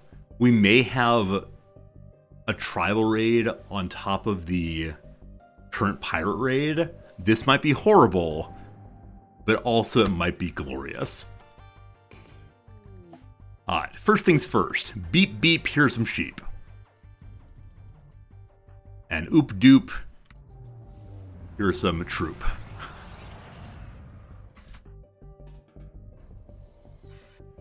This is how it ends. I mean, I think all of it has been, this is how it ends for a very long time.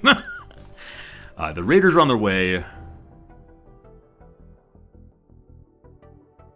Is this actually 3 groups? Is one group just the one dude right here? If so, that's very funny. Let's take a good look at our new friends. So one is already smoking up. One's having a sleep. Hello, Moop. Your name's Moop. I love that. You got an assault rifle, and you're a 4 in shooting who will not do literally anything but smoke and shoot. Good. We have one who has a assault rifle also, good shooting. Personally, a heavy SMG, or light machine gun with amazing shooting. 18, oh my goodness.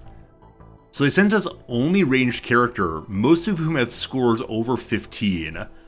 Oh boy, oh boy. Moop, when you're done just smoking up, I need you to come help me, please. So, shooters. Go ahead and move you here. Let's have Kalmar and the dudes head to the front line again. I probably should get the construction bots, but I'm just not going to do so I'm sure I'll be fine. Okay. And where are the sheep? Ah, there they are. Baba, Charade, Hoover, Aladdin, and Faye. Hey, Faye. It's okay. So I assume it's a handler. So I thought this thing would be downed, but no. A slow-growing bacterial disease upon reaching full saturation will kill the affected individual. Well, that's exciting. So they're not downed. It's not like the Abacia. Instead, we'll have to get them into the hospital room, which will become a barn. Are you allowed to sleep in a barn? I hope so. So we're going to need to have a pen marker in here. And the construction bot should go make that immediately. Okay. We get down here, we're going to have Big Boy there. Grab a clamp to keep falling asleep to the stream. It all ends up in your dreams. I know. I definitely have dreamed about Rimworld occasionally, and every time it happens, I'm like, oh, that's weird. That's weird. I spend too much time playing this game. It was definitely a good time. Where's my pikeman? There he is. Get you behind cover. The fighting begins. Number 1, Bicep. Bicep found some cover. Go, Scythers, go. Bum-ba-dum-ba, seeing some Scythers. Other dudes are farther back. They are in range to shoot, so we'll move the Militaurs over this way. 1 down, very good. Run away. We can use a flamer. Oh, we can use a flamer. This guy is throwing toxic grenades. No problem against the Militaurs or Mechanoids. Big problems against the humanoids. So Farinanthus goes there. Moop, join me. Oh wait, we can use Moop to bring these things inside, can't we? The construction bot should be constructed that soon. Then we'll get the sheep inside. Hopefully they don't die. Hopefully. So the awkward thing about our setup right now is Kelmar against this wall only allows these enemies to go about this far. I want them to go farther. So what we're going to do is have Kelmar madly run across here. There's no one in range of shooting him. They're all coming along this wall. Except for these 3 down here. I thought there were 3. New Bass Kicks and somebody else. Oh, Lex. Lex is moving like, whoa. Huh. Slowpoke Lazy. Are you go juiced up? Implanted IUD. A small metal device has been implanted in this individual's uterus, preventing pregnancy. I did not know this was in the game. I mean, it makes sense for sure, but cool. Ooh, cool. Alright, are you two just very, very, very slow? You're actually faster. Oh, you're shooting something. What are you shooting? Poor Reaper is still downed. Is Reaper ever gonna get charged up successfully? Reaper just lives on the floor there. Poor buddy. Poor buddy. Alright, so Kelmar is mad dashing across. That is fine. And then Militar bots, destroy this dude, please, before he throws a grenade at somebody. Big Boy attack instead. Militar bots back in here. Oh, we're fine. Meleeers come assist. And then we're going to have the Militaurs run forward. And right behind them is going to be Yield Space Eater. And I cannot wait to see how fire burns my enemies. Is this war crime? This might be war crime. Okay, you have to get much, much closer. I didn't realize that. It's probably a very powerful weapon, but only at close range. Cool. Alright, that went just fine. Good job, good job. Forward into the breach!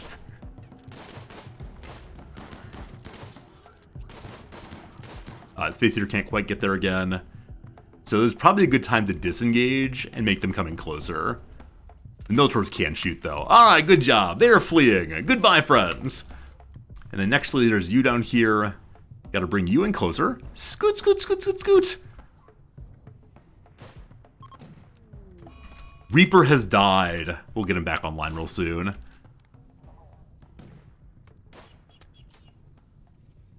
And little hauling bot is getting ambrosia. Appreciate it.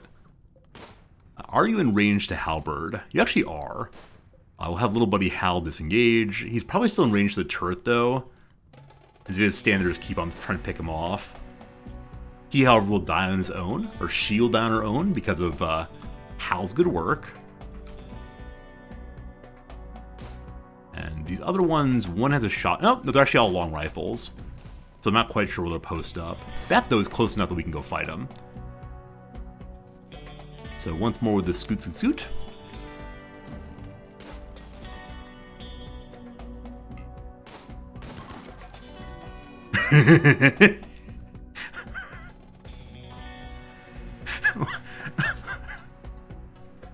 Really?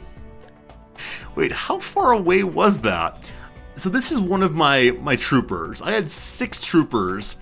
The troopers were all standing way back here. They were not doing anything. I'm gonna call shenanigans before we even see what this is. So Noob's bolt action rifle bullet hit Moop. I like that it's Noob and Moop, that's very fun. Where is Noob? Way down here. So from here up to there, one shot.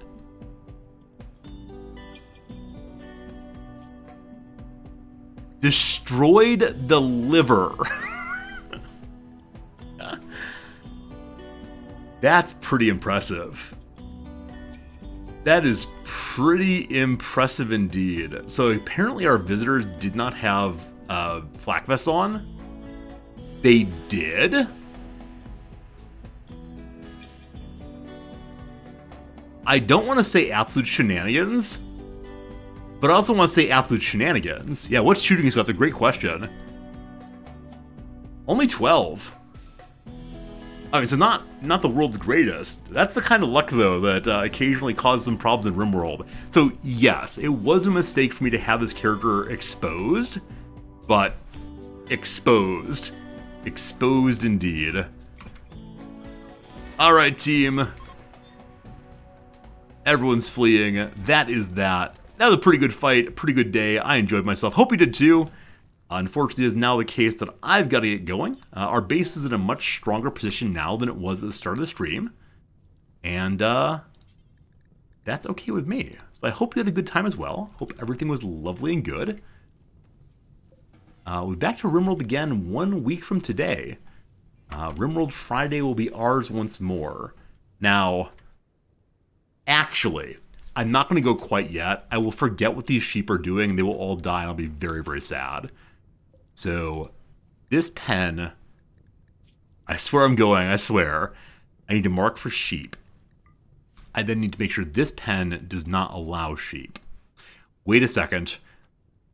I needed to allow sheep, but only, like, friendly sheep, or local sheep, or... That's not possible, is it?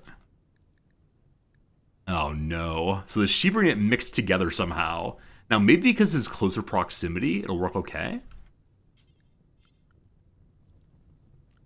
Right. How do we do this? Our fighters can't do anything at all, unfortunately. Cool. So Farinanthus, you go ahead and just haul... No reachable pens. It's a very small pen, but it is indeed a pen. Oh, the sheep can't get past the barricade. Yeah, even if you're hauling them, they can't get past the barricade, can they? That's why I should have a door off to the side for people to sneak through. This is fine. Kelmar, destroy that. Fair enough, let's come do this. You can assign beds by name. For animals, yes, you can. So Hoover and Aladdin, Aladdin, and Faye. And who was the last one? Charade or Charade. Replace the spot with Sandbag. Okay, cool. So they can't get past barricades, they can get past sandbags. I would assume like Fairnets could pick him up and carry him over, but apparently not. Apparently not. We're throwing a party. The little troopers are glad to be here existing. You can do it. You can do it. There we go. Going to Butcher. No, no, no. No ritual pen still. Maybe it just hasn't recognized it's off now. Oh, or there's also the problem of this one. Kelmar, break down one more, please.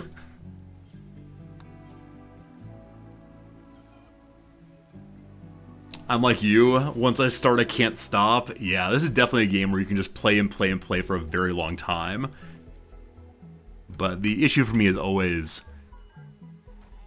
I don't want the game to fall apart as soon as I come back. There we go. We can finally rope them. Hopefully the medic bot will attend to them. I'm sure they will. So there we go, folks. I'm now leaving. Thank you for your company. It was a very silly stream in a variety of ways. From the delightful period earlier we tried to match the wave. I can do it this time. Can I do it this time? That way. Oh, shoot.